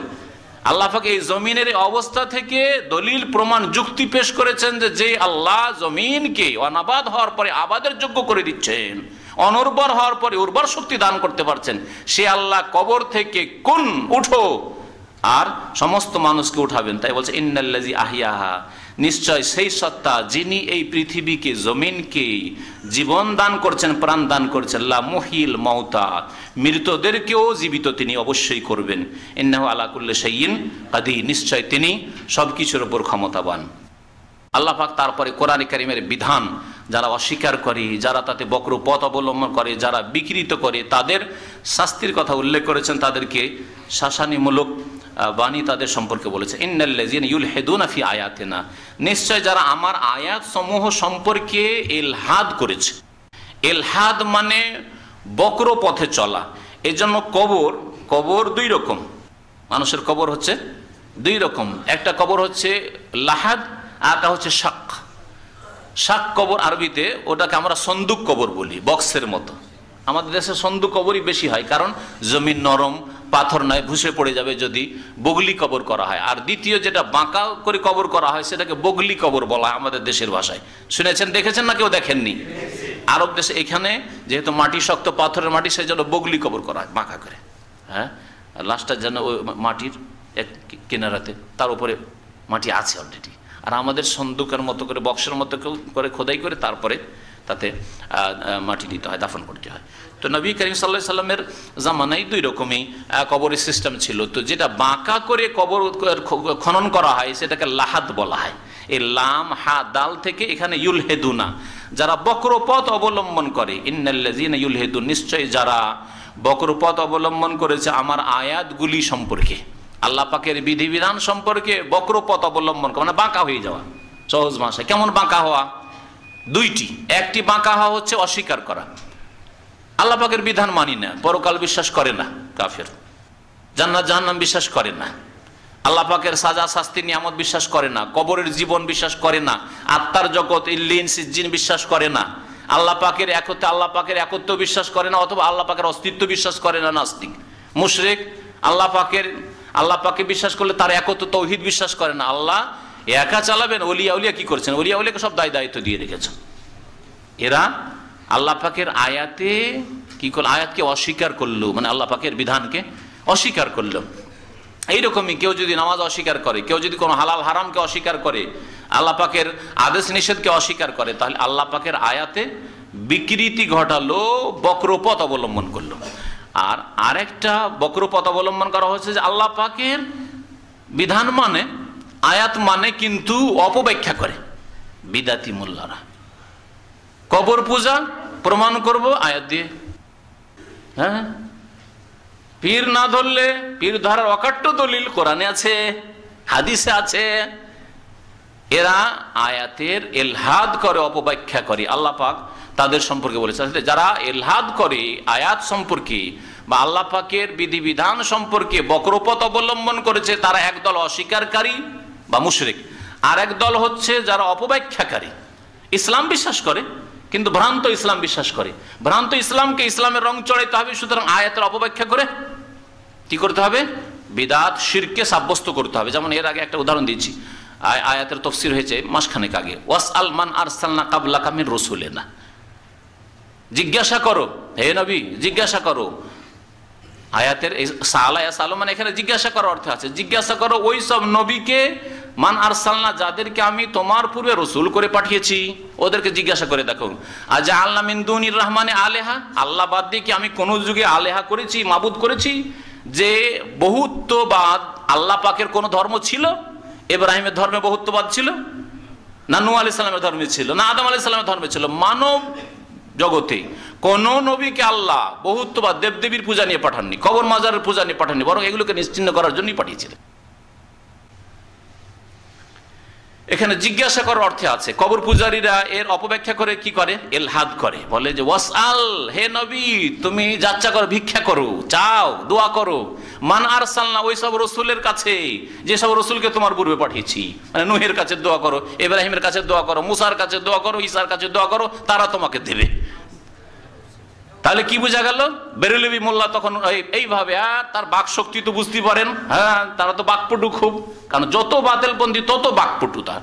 তারপরে বলে দেখো কোরআন বলছে, নবীকে বলছে যে নূহের কাছে চাও, মুসার কাছে চাও, ঈসার কাছে, ইব্রাহিমের কাছে চাও, ইসমাইলের কাছে চাও। তো আমরা জিলানির কাছে কেন চাইবো না? খাজা বাবা মঈনুদ্দিন চিশতির কাছে কেন চাবো না? কেন আটরসি মাইজ ভান্ডারি যাবো না? বলে কোরআন বলছে ইন্নাল্লাযীনা ইউলহিদুনা ফি আয়াতিনা, নিশ্চয় যারা আমার আয়াত সম্পর্কে বক্রপথ অবলম্বন করে, লা ইয়াখফাউনা আলাইনা, আমার থেকে তারা লুকায়িত থাকতে পারে না, আমার থেকে আত্মগোপন করতে পারেন না, আমি অবশ্যই তাদেরকে ধরবো, অস্বীকার করলেও আর কোরআনের অপব্যাখ্যা করলেও অবশ্যই ধরবো। এইরকম বহু অপব্যাখ্যা আছে। শিরক যারা করে তাদের যেমন অপব্যাখ্যা আছে, তেমনি বিদাতীদের অপব্যাখ্যা আছে।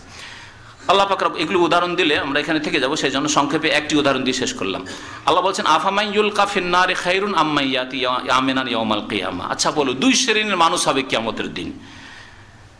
আচ্ছা বলো তো, ওই ব্যক্তি যেই ব্যক্তিকে জাহান্নামে নিক্ষেপ করা হবে, ইউলকা ফিন্নার, সেই ব্যক্তি ভালো খাইরুন আম্মা ইয়াতি আমিনান ইয়াউমাল কিয়ামা, নাকি ওই ব্যক্তি ভালো যেই ব্যক্তি কিয়ামতের দিন নিরাপদ হয়ে আসবে, নিশ্চিন্তে আরামে কিয়ামতের মাঠে পৌঁছিবে? কোনটা ভালো? বুঝতে পারলেন? আল্লাহ বলছেন যে একজন লোককে বা এক শ্রেণীর লোককে জাহান্নামে কিয়ামতের দিন ফেলা হবে, নিক্ষেপ করা হবে, আর এক শ্রেণীর লোক নিরাপদে আরামসে হাসরের মাঠে হাজির হবে। কে ভালো? যেই ব্যক্তি দুনিয়াতে নিরাপদ ছিল আর আখিরাতে নিরাপদ ছিল, আর সে হচ্ছে শিরক মুক্ত। আল্লাযীনা আমানু ওয়া লাম ইয়ালবিসু ঈমানাহুম বিযুলমিন উলাইকা লাহুমুল আমনু ওয়া হুম মুহতাদুন। যারা ঈমান নিয়ে এসেছে আর ঈমানের সাথে শিরকের সংমিশ্রণ ঘটায়নি, তাদের জন্য সার্বিক নিরাপত্তা রয়েছে দুনিয়া আখিরাতের, আর তারাই হচ্ছে হিদায়াত প্রাপ্ত, তারাই জান্নাতের পথে রয়েছে।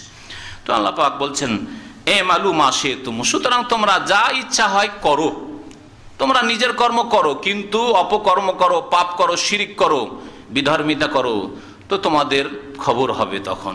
ইন্নাহু বিমা তা'মালুনা বাসীর, কারণ আল্লাহ পাক রব্বুল আলামিন যা কিছু তোমরা করছো তিনি দেখছেন, বাসীর, তিনি সবকিছু দেখছেন, সর্বদ্রষ্টা। আল্লাহ পাক তারপরে বলছেন ইন্নাল্লাযীনা কাফারু বিযিকর, নিশ্চয় যারা এই উপদেশকে অস্বীকার করেছে, কাফারু মানে অস্বীকার করেছে, বিযিকরে উপদেশকে মানে কোরআনে কারীমকে অস্বীকার করেছে, লাম্মা জাআ, যখন তাদের কাছে এই কোরআন আগমন করেছিল, ওয়া ইন্নাহু লাকিতাবুন আজিজ। এই যে ইন্নাল্লাযীনা কাফারু, এর খবর এখানে উজ্জ আছে। নিশ্চয় যারা কোরআনের সাথে কুফরি করেছে বা কোরআনকে অস্বীকার করেছে যখন তাদের কাছে কোরআন এসেছিল, তারাও লা ইয়াখফাউনা আলাইনা, আগের আয়াতে যে রয়েছে, তারা আমার থেকে গোপনে থাকতে পারে না, তারা আমার থেকে লুকায়িত থাকতে পারে না। আর কেউ কেউ বলেছেন না, এখানে খবরটা এরকম আছে যে তাদেরকেও আযাব দেওয়া হবে, শাস্তি দেওয়া হবে, কিয়ামতের দিনে জাহান্নামে নিক্ষেপ করা হবে। আল্লাহ পাক তারপরে বলছেন ওয়া ইন্নাহু লাকিতাবুন আজিজ, অথচ এই কিতাব হচ্ছে বড় শক্তিশালী গ্রন্থ। ওয়া ইন্নাহু, নিশ্চয় এই কিতাব হচ্ছে লাকিতাবুন আজিজ, নিঃসন্দেহে শক্তিশালী গ্রন্থ। কোরআন কত শক্তিশালী গ্রন্থ, অসংখ্য মানুষের অন্তর পাথরের মতো শক্ত ছিল, তাদের পাথরের অন্তরকে বরফের মতো গলিয়ে দিয়েছেন। সুবহানাল্লাহ। আল্লাহ পাক কোরআনে কারীম দিয়ে ওমরের মতো শক্ত অন্তর নিয়ে মুহাম্মদ কোথায় তাকে খুন করতে যাচ্ছে, সুবহানাল্লাহ, রাস্তাতে 10 মিনিটের মধ্যে সেই পাথর একেবারে নরম হয়ে মম হয়ে গেছে, সুবহানাল্লাহ। আল্লাহ পাক এরকম কত বিদাতিকে, কত মুশরিককে, কত বেনামাজিকে, কত খুনিকে যে হিদায়াত করেছেন এই কোরআনে কারীম দিয়ে, আর করছেন, আর দুনিয়াতে আজকেও আছে এরকম বহু মানুষ। তো এই কিতাবকে এজন্য আজিজ বলা হয়েছে, কিতাব হচ্ছে বড়ই শক্তিশালী কিতাব আল্লাহ পাকের। লা ইয়াতিহিল বাতিলু মিন বাইনি ইয়াদাইহি ওয়ালা মিন খালফিহি, বাতিল মিথ্যা কখনো এই কোরআনে কারীমের সামনেও আসতে পারে না, ওয়ালা মিন খালফি, তার পিছন থেকেও আসতে পারে না। সামনে থেকেও বাতিল আসতে পারে না, মিথ্যা আসতে পারে না কোরআনে কারীমের, আর পিছন থেকেও আসতে পারে না। এর অর্থ তাফসীরকারগণ বলেছেন, সামনে থেকে আসা মানে তাতে কমিয়ে দেওয়া, কোরআনে কেউ ঘাটতি করে দিবে আর কোরআনকে হেরফের রদবদল করে দিবে, এই ক্ষমতা কাউকে দেওয়া হয়নি, কারণ আল্লাহ পাক কোরআনের হেফাজতের দায়িত্ব নিয়েছেন। সামনে থেকে তাহলে কমাতে পারলো না, কারণ সামনের দিক থেকে একটা জিনিস আছে, সামনের দিক থেকে কমান, তাহলে অলরেডি এই দিক থেকে এত দূর, আর ওই দিক থেকে কমালে তাহলে কমে গেল। তো আল্লাহ পাক বলছেন যে কোরআনে কারীমের সামনের দিক থেকেও মিথ্যা আসতে পারে, সামনের দিক থেকে মিথ্যা আসা মানে কমিয়ে দেওয়া, কমাতেও পারবে না কোরআনের বিধানে কেউ। আয়াত কমিয়ে দেবে, আয়াতের কোনো হুকুম বিধান কমিয়ে দেবে, যে এতদিন নামাজ ছিল আর নামাজ নেই, এতদিন হিজাব পর্দা ছিল আর পর্দা নেই, এতদিন ইসলামে আইনের বাস্তবায়ন ছিল আর নেই, এতদিন জেনার শাস্তি ছিল আর নেই, কমিয়ে দেবে না, কেউ পারবে না। বাতিল কখনো সামনে থেকে আসতে পারে, আর পিছন থেকে আসতে পারে না। পিছন থেকে আসলে এদিক থেকে যদি আসে জয়েন্ট হয় তাহলে বাড়বে, বাড়বে, সংযোজনে কেউ করতে পারে না, কোরআনে কেউ বাড়িয়ে দেবে। কোরআনে এমন বিধান নিয়ে আসবে যেই বিধান আল্লাহ নাযিল করেননি, যে এতদিন মিলাদ ধর্ম ছিল না, এখন মিলাদ ধর্ম হয়ে গেছে, এতদিন শিরক ধর্ম ছিল না, না শিরকের মাধ্যমে কবর মাজার পূজা করেও আল্লাহর সন্তুষ্টি হাসিল হয়। কোরআনে কেউ রদ বদল করতে পারবে না। আল্লাহ পাক রব্বুল আলামিন এই কোরআনের হেফাজতের দায়িত্ব নিয়েছেন। তাই আল্লাহ বলছেন কোরআন এমন একটি কিতাব, তার সামনে থেকেও বাতিল মিথ্যা আসতে পারে না, আর তার পেছন থেকেও মিথ্যা আসতে পারে না। তানজিলুম মিন হাকিমিন হামিদ, যা নাজিল করা হয়েছে প্রজ্ঞাময় আল্লাহর পক্ষ থেকে, আর হামিদ প্রশংসিত সত্তার পক্ষ থেকে। মা ইউকালু লাকা ইল্লা মা কাদ কিলা লির-রাসূলি মিন ক্বাবলিক, হে নবী তোমাকে তাই তো বলা হচ্ছে যা তোমার পূর্বের রাসূলগণকে বলা হয়েছে, তোমাকে তো কোনো নতুন কথা বলা হয়নি। তোমার পূর্বের রাসূল নূহ আলাইহিস সালামকে পাগল বলেছে, মাজনুন। নূহ আলাইহিস সালামকে, ইব্রাহিম আলাইহিস সালামকে বলেছে যে গণক, এ জাদুকর, তোমাকে এইগুলি কথা বলা হচ্ছে। কাউকে কবি বলেছে, তোমাকে তাই বলা হচ্ছে। ঈসা আলাইহিস সালাম আসলেন তখন তাকে জাদুকর বলেছে, বা মুসা আলাইহিস সালাম আসলেন জাদুকর বলেছে। ওই রকমই তোমাকে বলা হচ্ছে, এমন কোনো কথা তোমাকে বলা হয় না যেটা আগের নবীদেরকে বলা হয়নি। ওই রকমই আপনাকে আমাকে মনে শান্তি ফিরিয়ে নিয়ে আসতে হবে এবং অধৈর্য হলে হবে না যে আপনাকে যতই বড় গাল দেওয়া হোক না কেন নবী করিম সাল্লাল্লাহু আলাইহি ওয়াসাল্লামকে তার আগে দেওয়া হয়েছে, তাই না? আর আপনার জন্য আদর্শ উসওয়া হাসানা, উত্তম নমুনা মুহাম্মদ রাসূলুল্লাহ সাল্লাল্লাহু আলাইহি ওয়াসাল্লাম। সুতরাং আপনি বিচলিত হবেন না, নতুন কথা নাই, আপনি হক কথা বলছেন সেই জন্য আপনাকে গালাগালি করছে, ধৈর্য ধারণ করুন, ফাসবির, আল্লাহ বলেছেন। তাহলে এখানে বলছেন তোমাকে এমন কোনো কথা বলা হয় না যে কথা নতুন, বরং ইল্লা মা কাদ কিলা লির-রাসূলি মিন ক্বাবলি, তোমার পূর্বে রাসূলগণকে তা বলা হয়েছে। ইন্না রাব্বাকা লাযু মাগফিরাহ, নিশ্চয় হে নবী তোমার রব, তোমার প্রতিপালক বড়ই ক্ষমাশীল, ওয়াযু ইকাবিন আলিম, এবং বড়ই যন্ত্রণাদায়ক শাস্তিদাতা। আল্লাহ পাক যেমন ক্ষমাশীল, ক্ষমাকারী, মার্জনাকারী, ঠিক তেমনি আল্লাহ পাক বড়ই শাস্তিদাতাও। যেমন অন্য আয়াতে বলেছেন আল্লাহ পাক সূরা হিজরে, নব্বি ইবাদি আন্নী আনাল গফুরুর রহিম, আমার বান্দাদেরকে হে নবী তুমি জানিয়ে দাও যে আমি হচ্ছি গফুর, মার্জনাকারী, আর বড়ই দয়াবান। তাহলে মুমিনদের জন্য যে বিশ্বাসী হবে, সৎকর্মশীল হবে, ভালো কাজ করবে, তার জন্য আল্লাহ পাক মার্জনাকারী। অতীতে যা হয়েছে আল্লাহ মাফ করবেন, আল্লাহ দয়া করবেন, তার দয়ায় জান্নাত দেবেন, দুনিয়া আখিরাতের সুখ দিবেন। যদিও তোমার দ্বারা অনেক ভুল হয়েছে বিগত যুগে, তওবা করেছে, সংশোধন করেছে, আল্লাহ মাফ করে দেবেন। ওয়া আন্না আযাবি হুয়াল আযাবুল আলীম, আর এটাও জেনে রাখো যে চিরকাল যদি পাপ করতে থাকো আর এই অবস্থা আমার সাথে সাক্ষাৎ করো তো আমার আযাব হচ্ছে বড়ই শক্ত আযাব। ওয়া আন্না আযাবি হুয়াল আযাবুল আলীম, যন্ত্রণাদায়ক শাস্তি। আল্লাহ তারপরে কোরআনে কারীমের কথা উল্লেখ করেছেন যে কোরআনে কারীম আল্লাহ আরবি ভাষায় নাজেল করেছেন। আরবি ভাষায় না দিয়ে আরবদের মাঝে নবী, নবীর মাতৃভাষা আরবি, আর যদি এই কোরআন ল্যাটিন ভাষায় আসতো, ইংরেজি ভাষায় আসতো, যদি সংস্কৃতি ভাষায় আসতো তাহলে বোঝা বড় জটিল হয়ে যেত। আর আরবরা এমনিতেই মক্কার লোকেরা তো ইসলাম গ্রহণ করতে বড়ই বাধা সৃষ্টি করেছে, একটিও কে ইসলাম গ্রহণ করতো না। হ্যাঁ, বরং তারা আশ্চর্য হইতো যে কোন কিতাব আসলো আমাদের মাঝে, কোন কথা নিয়ে আসলো রে, কিছুই বুঝি না। তাই আল্লাহ পাক বলছেন যে এই হিকমতে, এই রহস্যের জন্য প্রথম যাদেরকে অ্যাড্রেস করা হয়েছে, সম্বোধন করা হয়েছে, তাদের ভাষায় কোরআন নাযিল করা হয়েছে। আল্লাহ বলছেন ওয়ালাউ জাআলনাহু কুরআনান আজামিয়ান, আমি যদি এই কোরআনকে অনারব ভাষায় করতাম, আজামিয়ান মানে অনারব ভাষায়, লাকালু, তাহলে এই লোকেরা বলতো, অমুসলিম লোকেরা, জাহিলি যুগের লোকেরা বলতো যাদের মাঝে কোরআন নাযিল হয়েছে, লাউলা ফুসসিলাত আয়াতুহু, এর আয়াতগুলোকে বিস্তারিত কেন বর্ণনা করা হয় না, আমরা তো কিছু বুঝি না, সংস্কৃতের কি বুঝবো, হোম হোম হোম কি বুঝবে, হ্যাঁ, ইংরেজি ভাষা কি বুঝবে, আরবরা কিছুই বুঝতো না।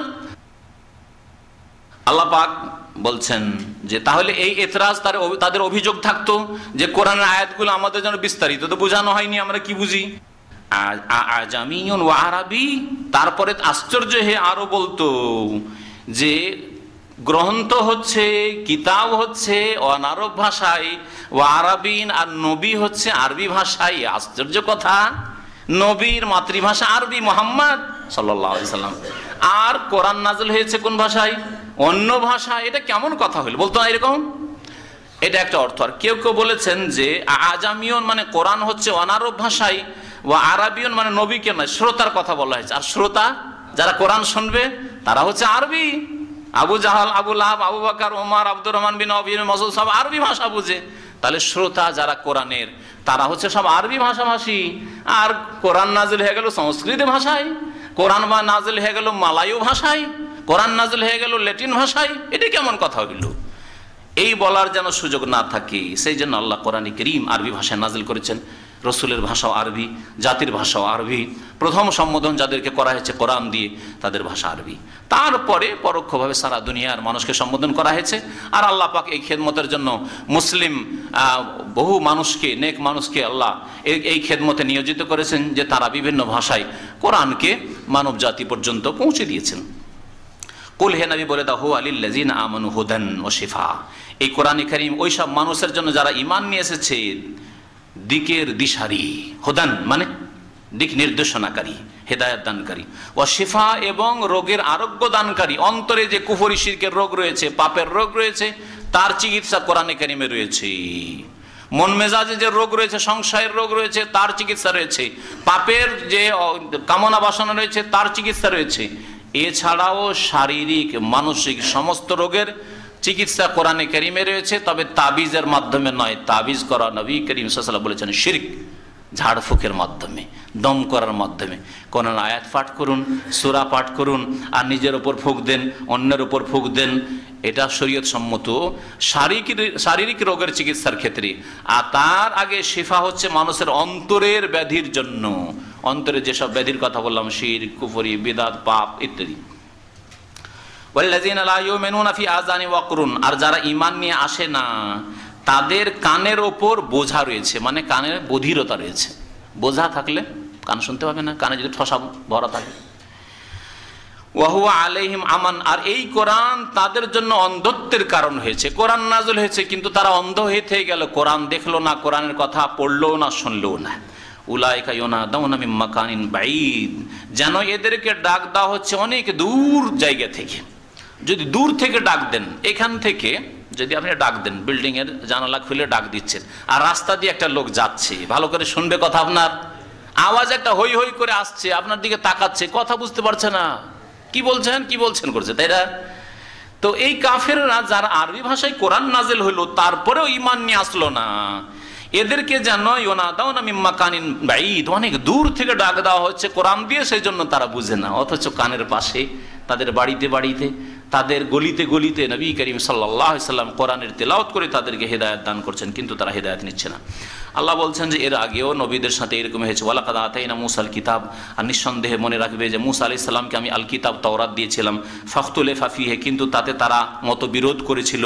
ওয়ালাউলা কালিমাতুন সাবাকাত মির রাব্বিকা, আর হে নবী তোমার রবের পক্ষ থেকে যদি একটি কথা অগ্রিম ঘোষণা না হয়ে যেত, যে আল্লাহ নগদ নগদ অনেক সময় শাস্তি দেন না, আল্লাহ একটা নির্ধারিত সময় দিয়েছেন, ছাড় দিয়েছেন। লাকুদিয়া বাইনাহুম, যখনই তারা মতবিরোধ করেছিল আর তাওরাতের বিকৃতি ঘটিয়েছিল, তখনই তাদের চূড়ান্ত ফয়সালা করে দেওয়া হতো, মানে ধ্বংস করে দেওয়া হতো। ওয়াইন্নাহুম লাফি শাক্কিম মিনহু মুরিব, আর এই লোকেরা, ইহুদিরা, যারা তাওরাতের বিকৃতি ঘটিয়েছে, ইনজিলের বিকৃতি ঘটিয়েছে, তারা সন্দেহের মধ্যে নিমজ্জিত রয়েছে, অস্থিরতায় রয়েছে। শক মানেও সন্দেহ, আর রাইব মানেও সন্দেহ। লা রাইবা ফি মানে কোনো সন্দেহ নেই, আলিফ লাম মিম যালিকাল কিতাবু লা রাইবা ফি, দুটো শব্দ ব্যবহার হয়েছে। এজন্য ওয়াইন্নাহুম লাফি শাক্কিম মিনহু, এই কিতাব থেকে, আল্লাহ পাকের বিধান থেকে তারা সন্দেহে অস্থির হয়ে রয়েছে। মানুষ যখন সন্দেহে পড়ে থাকে তখন অস্থির থাকে, কিন্তু আর মানুষ যখন নিশ্চিত থাকে কোনো ব্যাপারে, অস্থিরতা থাকে না, টেনশন নাই, তাই না? তো যারা অস্বীকার করে বা সন্দেহ করে তাদের কোনো শান্তি নেই।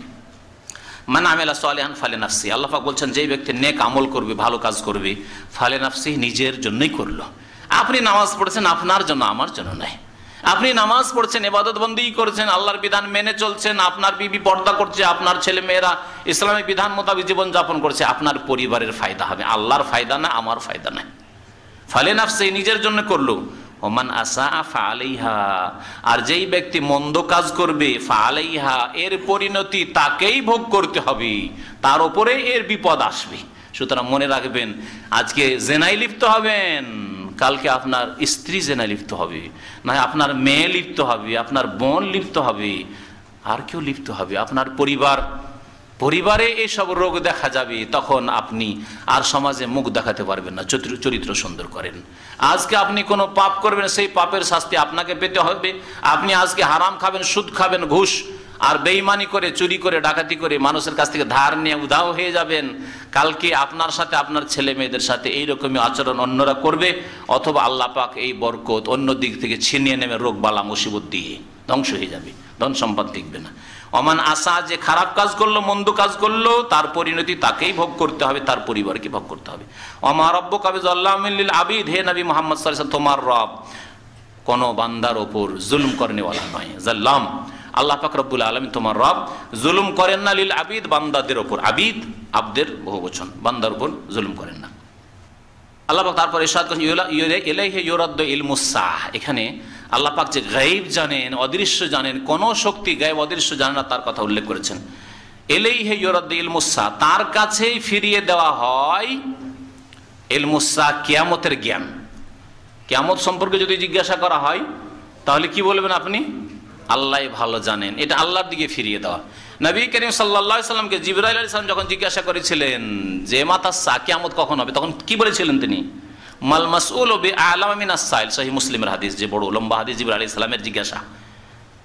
যাকে জিজ্ঞাসা করা হয়েছে, যিনি জিজ্ঞাসাকারী তার চাইতে বেশি তিনি জানেন না, মানে মুহাম্মদ সাল্লাল্লাহু আলাইহি সাল্লাম জিবরাইল চাইতে বেশি জানে না। তাহলে কিছু আলামত লক্ষণ বলেন, তখন নবী সাল্লাল্লাহু আলাইহি ওয়াসাল্লাম লক্ষণ বললেন। তাহলে একমাত্র কিয়ামতের জ্ঞান আল্লাহর কাছে রয়েছে। ওমা তাখরুজু মিন সামারাতিন মিন আকমামিহা, আর যে কোনো ফল খোলস থেকে, আকমাম খোলস থেকে বের হয়। ওমা তাহমিলু মিন উনসা, আর যে কোনো নারী গর্ভ ধারণ করে। ওয়ালা তাজাউ, আর গর্ভ বা সন্তান ভূমিষ্ঠ করে। ইল্লা বিইলমিহি, এ সমস্ত জ্ঞান কার কাছে রয়েছে? আল্লাহ পাকের কাছে। ফল অনেক সময় আবৃত থাকে, বা ফলের ওপরে যে চোচা আছে তার ভিতরে খোসা খোলস, ওর ভিতরে আছে কি? পচা না ভালো না মন্দ, স্বাদ আছে মিষ্টি না টক, এটা কার কাছে ইলম আছে? আল্লাহর কাছে আছে। এইরকমই নারীর গর্ভে কি আছে, আজকে 5 মাস 6 মাস হওয়ার পর বা 4 মাস হওয়ার পর বলছে, সেটা যন্ত্র দিয়ে বলছে। বিনা যন্ত্রে বলুক তো কোনো ডাক্তার, মহিলা সামনে যেতেই আল্ট্রাসাউন্ড না করেই এমনিতে বললো যে না এর পেটে ছেলে আছে, এর পেটে মেয়ে আছে, বলতে পারবে? এটা উদ্দেশ্য করা হয়েছে এতে। সুতরাং এই যন্ত্র দিয়ে পরীক্ষা করে বলে দিচ্ছে চামড়ার নিচে যা আছে, পেটের ভিতরে যা আছে, এটা গায়েব জানা নাই। ও তো গায়েব থাকলো না, তখন হাজির হয়ে গেল সামনে, মেশিনেতেই বলে দিল। 10 বছরের মেয়ে আর বলুক যে এর 10টা বাচ্চা হবে, বলতে পারবে? 5টা হবে না, একমাত্র আল্লাহ ছাড়া কেউ জানে না। কিন্তু আল্লাহ পাক রব্বুল আলামিন যাকে সৃষ্টি এখনো করেননি, আরো 100 বছর পর সৃষ্টি হবে, সে সৃষ্টি হয়ে তার কটা সন্তান হবে তাও আল্লাহ পাক জানেন, কোথায় জন্মাবে তাও আল্লাহ পাক জানেন। এই হচ্ছে এই গায়বের উদ্দেশ্য, একমাত্র আল্লাহ পাক জানেন। ওয়ায়াউমা ইউনাদিহিম, যখন আল্লাহ পাক তাদেরকে ডাক দেবেন, আইনা শুরাকাই, আমার শরীকগুলি কোথায়? দেব দেবী দুর্গা দর্গা কোথায়, যাদের পূজা করেছিলে? কালু, তখন তারা বলবে, যত মুশরিক, আযান্নাকা, আল্লাহ তোমাকে আগে জানিয়ে দিয়েছি, ওজর পেশ করে দিয়েছি। মামিন নামিন শাহিদ, আমাদের মধ্যে আজকে কেউ সাক্ষী দিতে পারবে না, আমরা ভুল কাজ করেছি আর বলতে পারবো না, ভুল করেছি। মামিন নামিন শাহিদ মানে আজকে আমাদের কেউ সাক্ষী দিতে পারবে না যে আমরা যে দেবদেবীর পূজা করেছি, আমরা যে কবর মাজারের পূজা করেছি, আমরা যে খাজা বাবাকে ডেকেছি, আমরা গৌসুল আজম মহান উদ্ধারকারী, বালা মুসিবত দূর করবে, এইসব আকীদা রেখেছি, এই কথা আর বলতে পারবো না, যা বলেছি ভুল করেছি, সেদিন স্বীকার করবে। কিন্তু আর সংশোধনের সময় নেই তখন।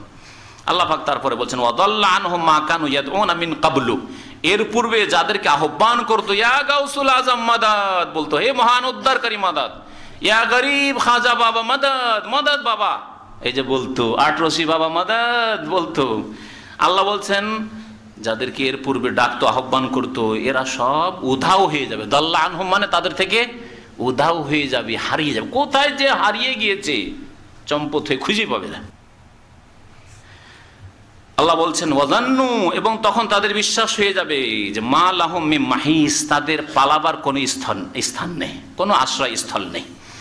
লা ইয়াসআমুল ইনসান মিন দুআইল খাইর, আল্লাহ পাক এখানে মানুষের কিছু স্বভাব, প্রাকৃতিক স্বভাবের কথা উল্লেখ করেছেন। অধিকাংশ মানুষ কল্যাণের আহ্বান করতে গিয়ে, কল্যাণের দোয়া করতে কখনো বিরক্ত হয় না।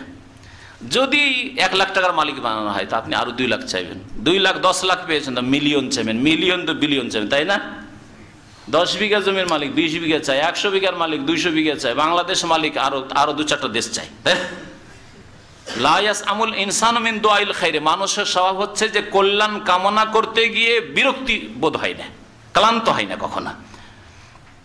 ওয়াইন মাসাহুশ শাররু, পক্ষান্তরে যখন মন্দ এসে স্পর্শ করে, যখন কষ্ট হয়, রোগ হয়, বালা মুসিবত আসে, দুর্ঘটনা হয়, ফায়াউসুন কানু, তখন যারা আল্লাহর সাথে সম্পর্ক মজবুত রাখে না, ইবাদত বন্দেগীর সাথে সম্পর্ক নেই, আল্লাহর যে সৃষ্টিগত নীতিমালা তকদির তার উপর সন্তুষ্টি নেই, নিরাশ হয়ে যায় আর পুরো আশা হারিয়ে ফেলে। ইয়াউসুন মানেও নিরাশ হওয়া, আর কানুতুন মানেও হচ্ছে নিরাশ হওয়া, একেবারে খুব নিরাশ হয়ে যায়, আর কোনো আশা করে না, আর বাঁচবো না আমি।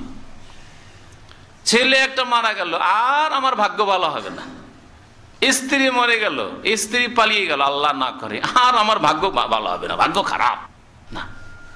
না, নিরাশ হবেন না। লা তাকনাতু মির রাহমাতিল্লাহ, আল্লাহর রহমত থেকে নিরাশ হয়ে যেও না।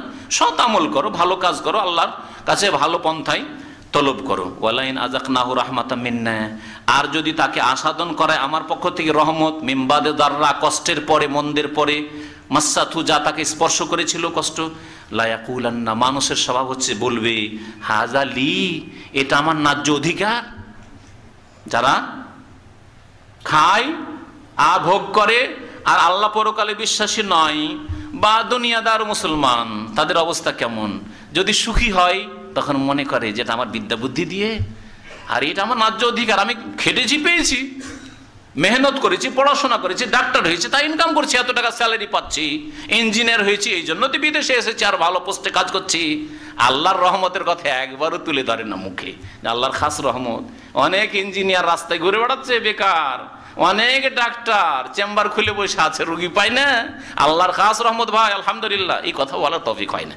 আল্লাহ পাক তাই বলছেন যে মানুষের বদ স্বভাব হচ্ছে যে যখন কষ্টের পরে সুখ পায় তখন লা ইয়াকুলান্না, বলে হাযা লি, এটা আমার ন্যায্য অধিকার।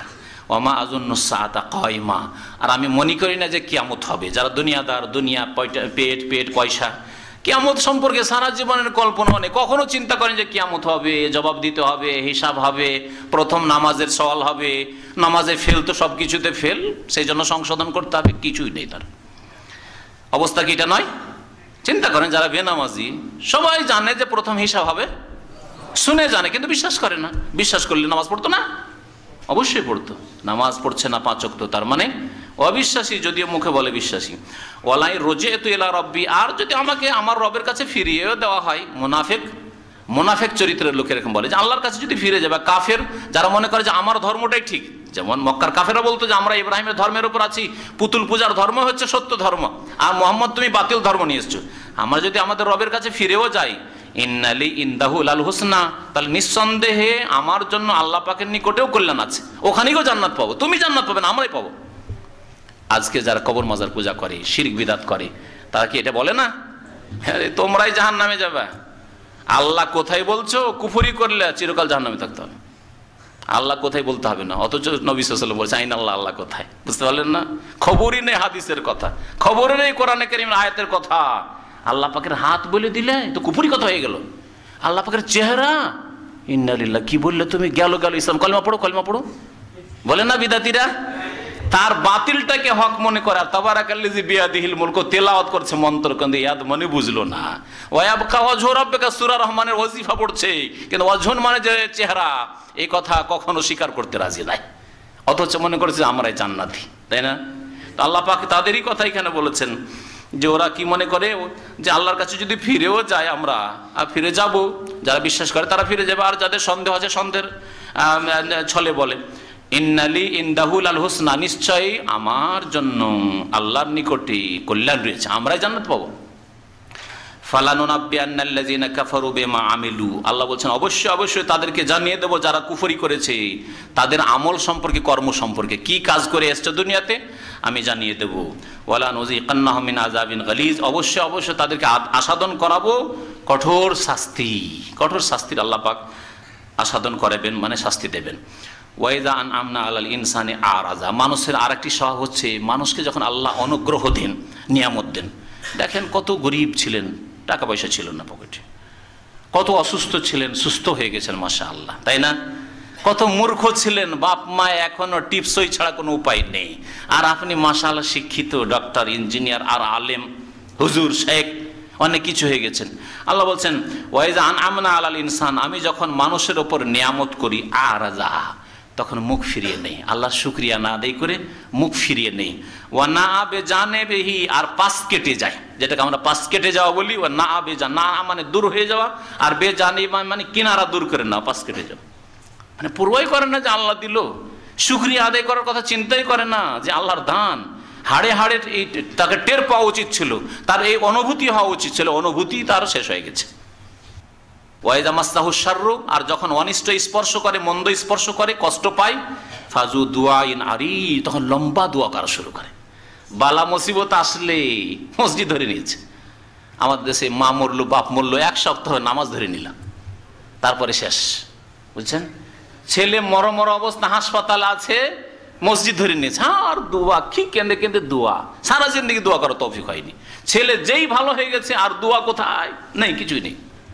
ওদের স্বভাব আল্লাহ পাক এখানে উল্লেখ করেছেন।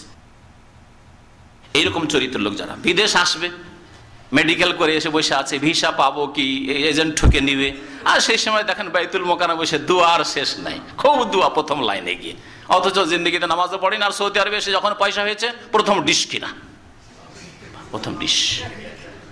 কত যে দোয়া করে এসেছিল ওখানে ঢাকাতে মেডিকেল করার সময়, ভিসা পাওয়ার সময়। তো আল্লাহ পাক তাদের কথা বলছেন, ওয়াইদা মাসলাহু শাররু, যখন অনিষ্ট স্পর্শ করে, বালা মুসিবতে থাকে, ফাজু দুআইন আরিজ, লম্বা লম্বা দোয়া করে, তখন লম্বা দোয়াওয়ালা হয়ে যায়।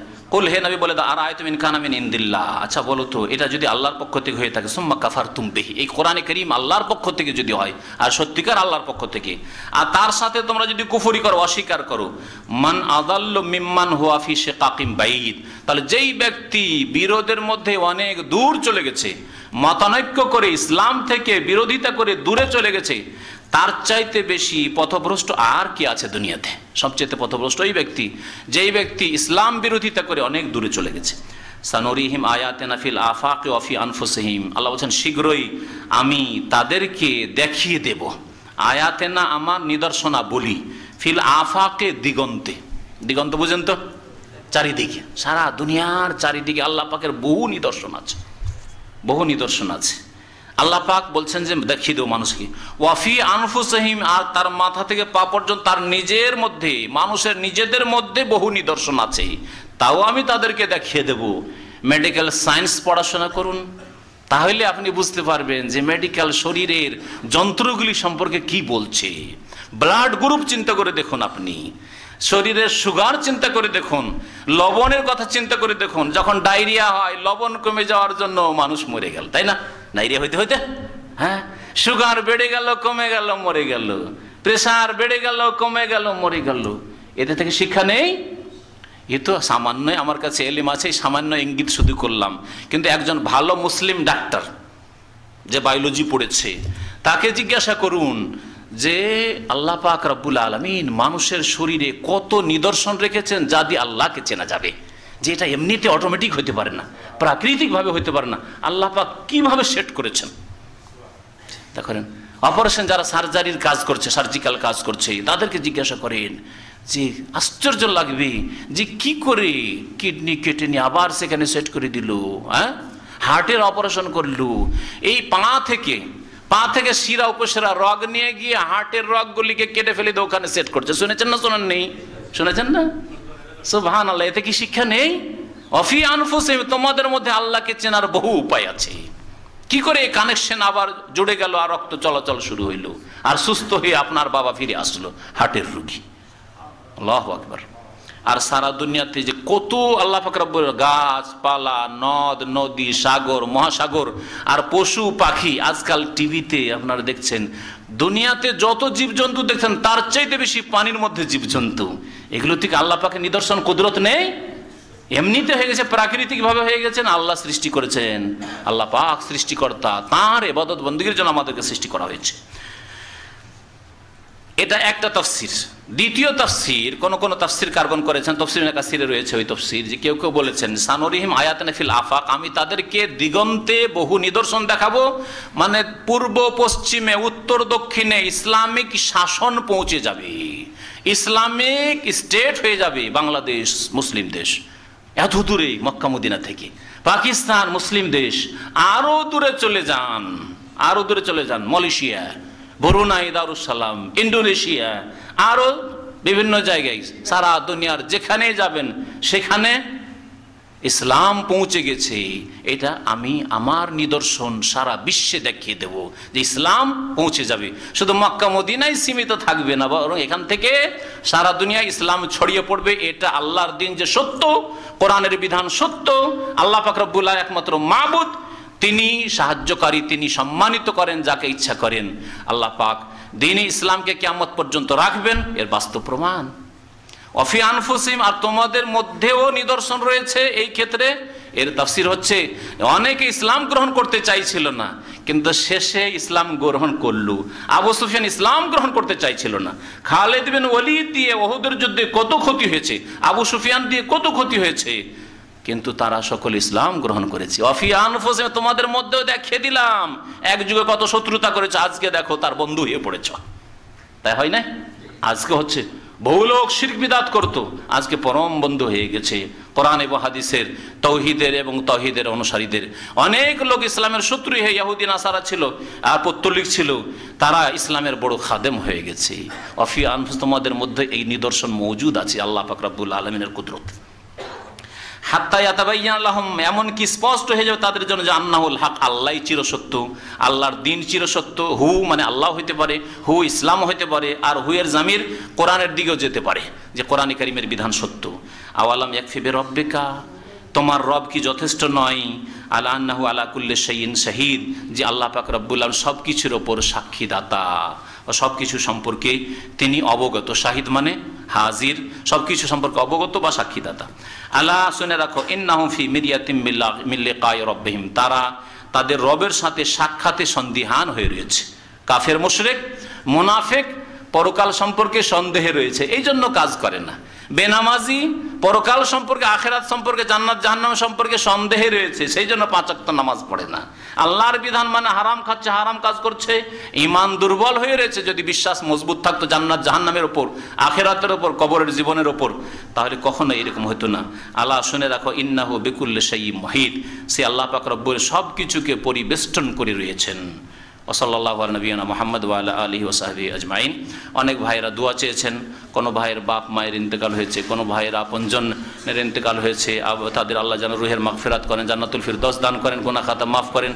অনেক ভাইদের আপনজনের অসুস্থ রয়েছে, হাসপাতালে রয়েছে, আল্লাহ পাক তাদেরকে যেন সুস্থতা দান করে, শিফা দান করেন। অনেক ভাইয়েরা পেরেশানিতে রয়েছেন, কাজকর্ম নিয়ে, আল্লাহ পাক রব্বুল ভালো কাজের যেন তাদের ব্যবস্থা করে দেন। আল্লাহ পাক রব্বুল আলামিন আমাদের রিজিকে যেন বরকত দান করেন, হালাল রিজিক যেন আমাদেরকে দান করেন। আল্লাহ পাক দুনিয়াতে যতদিন রাখবেন সুখে রাখেন, আর যখন দুনিয়া থেকে নেবেন তখন কালিমা তাইয়্যিবার উপর, নেক আমলের উপর আল্লাহ পাক যেন দুনিয়া থেকে বিদায় নেওয়ার তৌফিক দান করেন। সুবহান রাব্বিকা রাব্বিল ইজ্জাতি আম্মা ইয়াসিফুন ওয়া সালামুন আলাল মুরসালিন ওয়ালহামদুলিল্লাহি রাব্বিল আলামিন।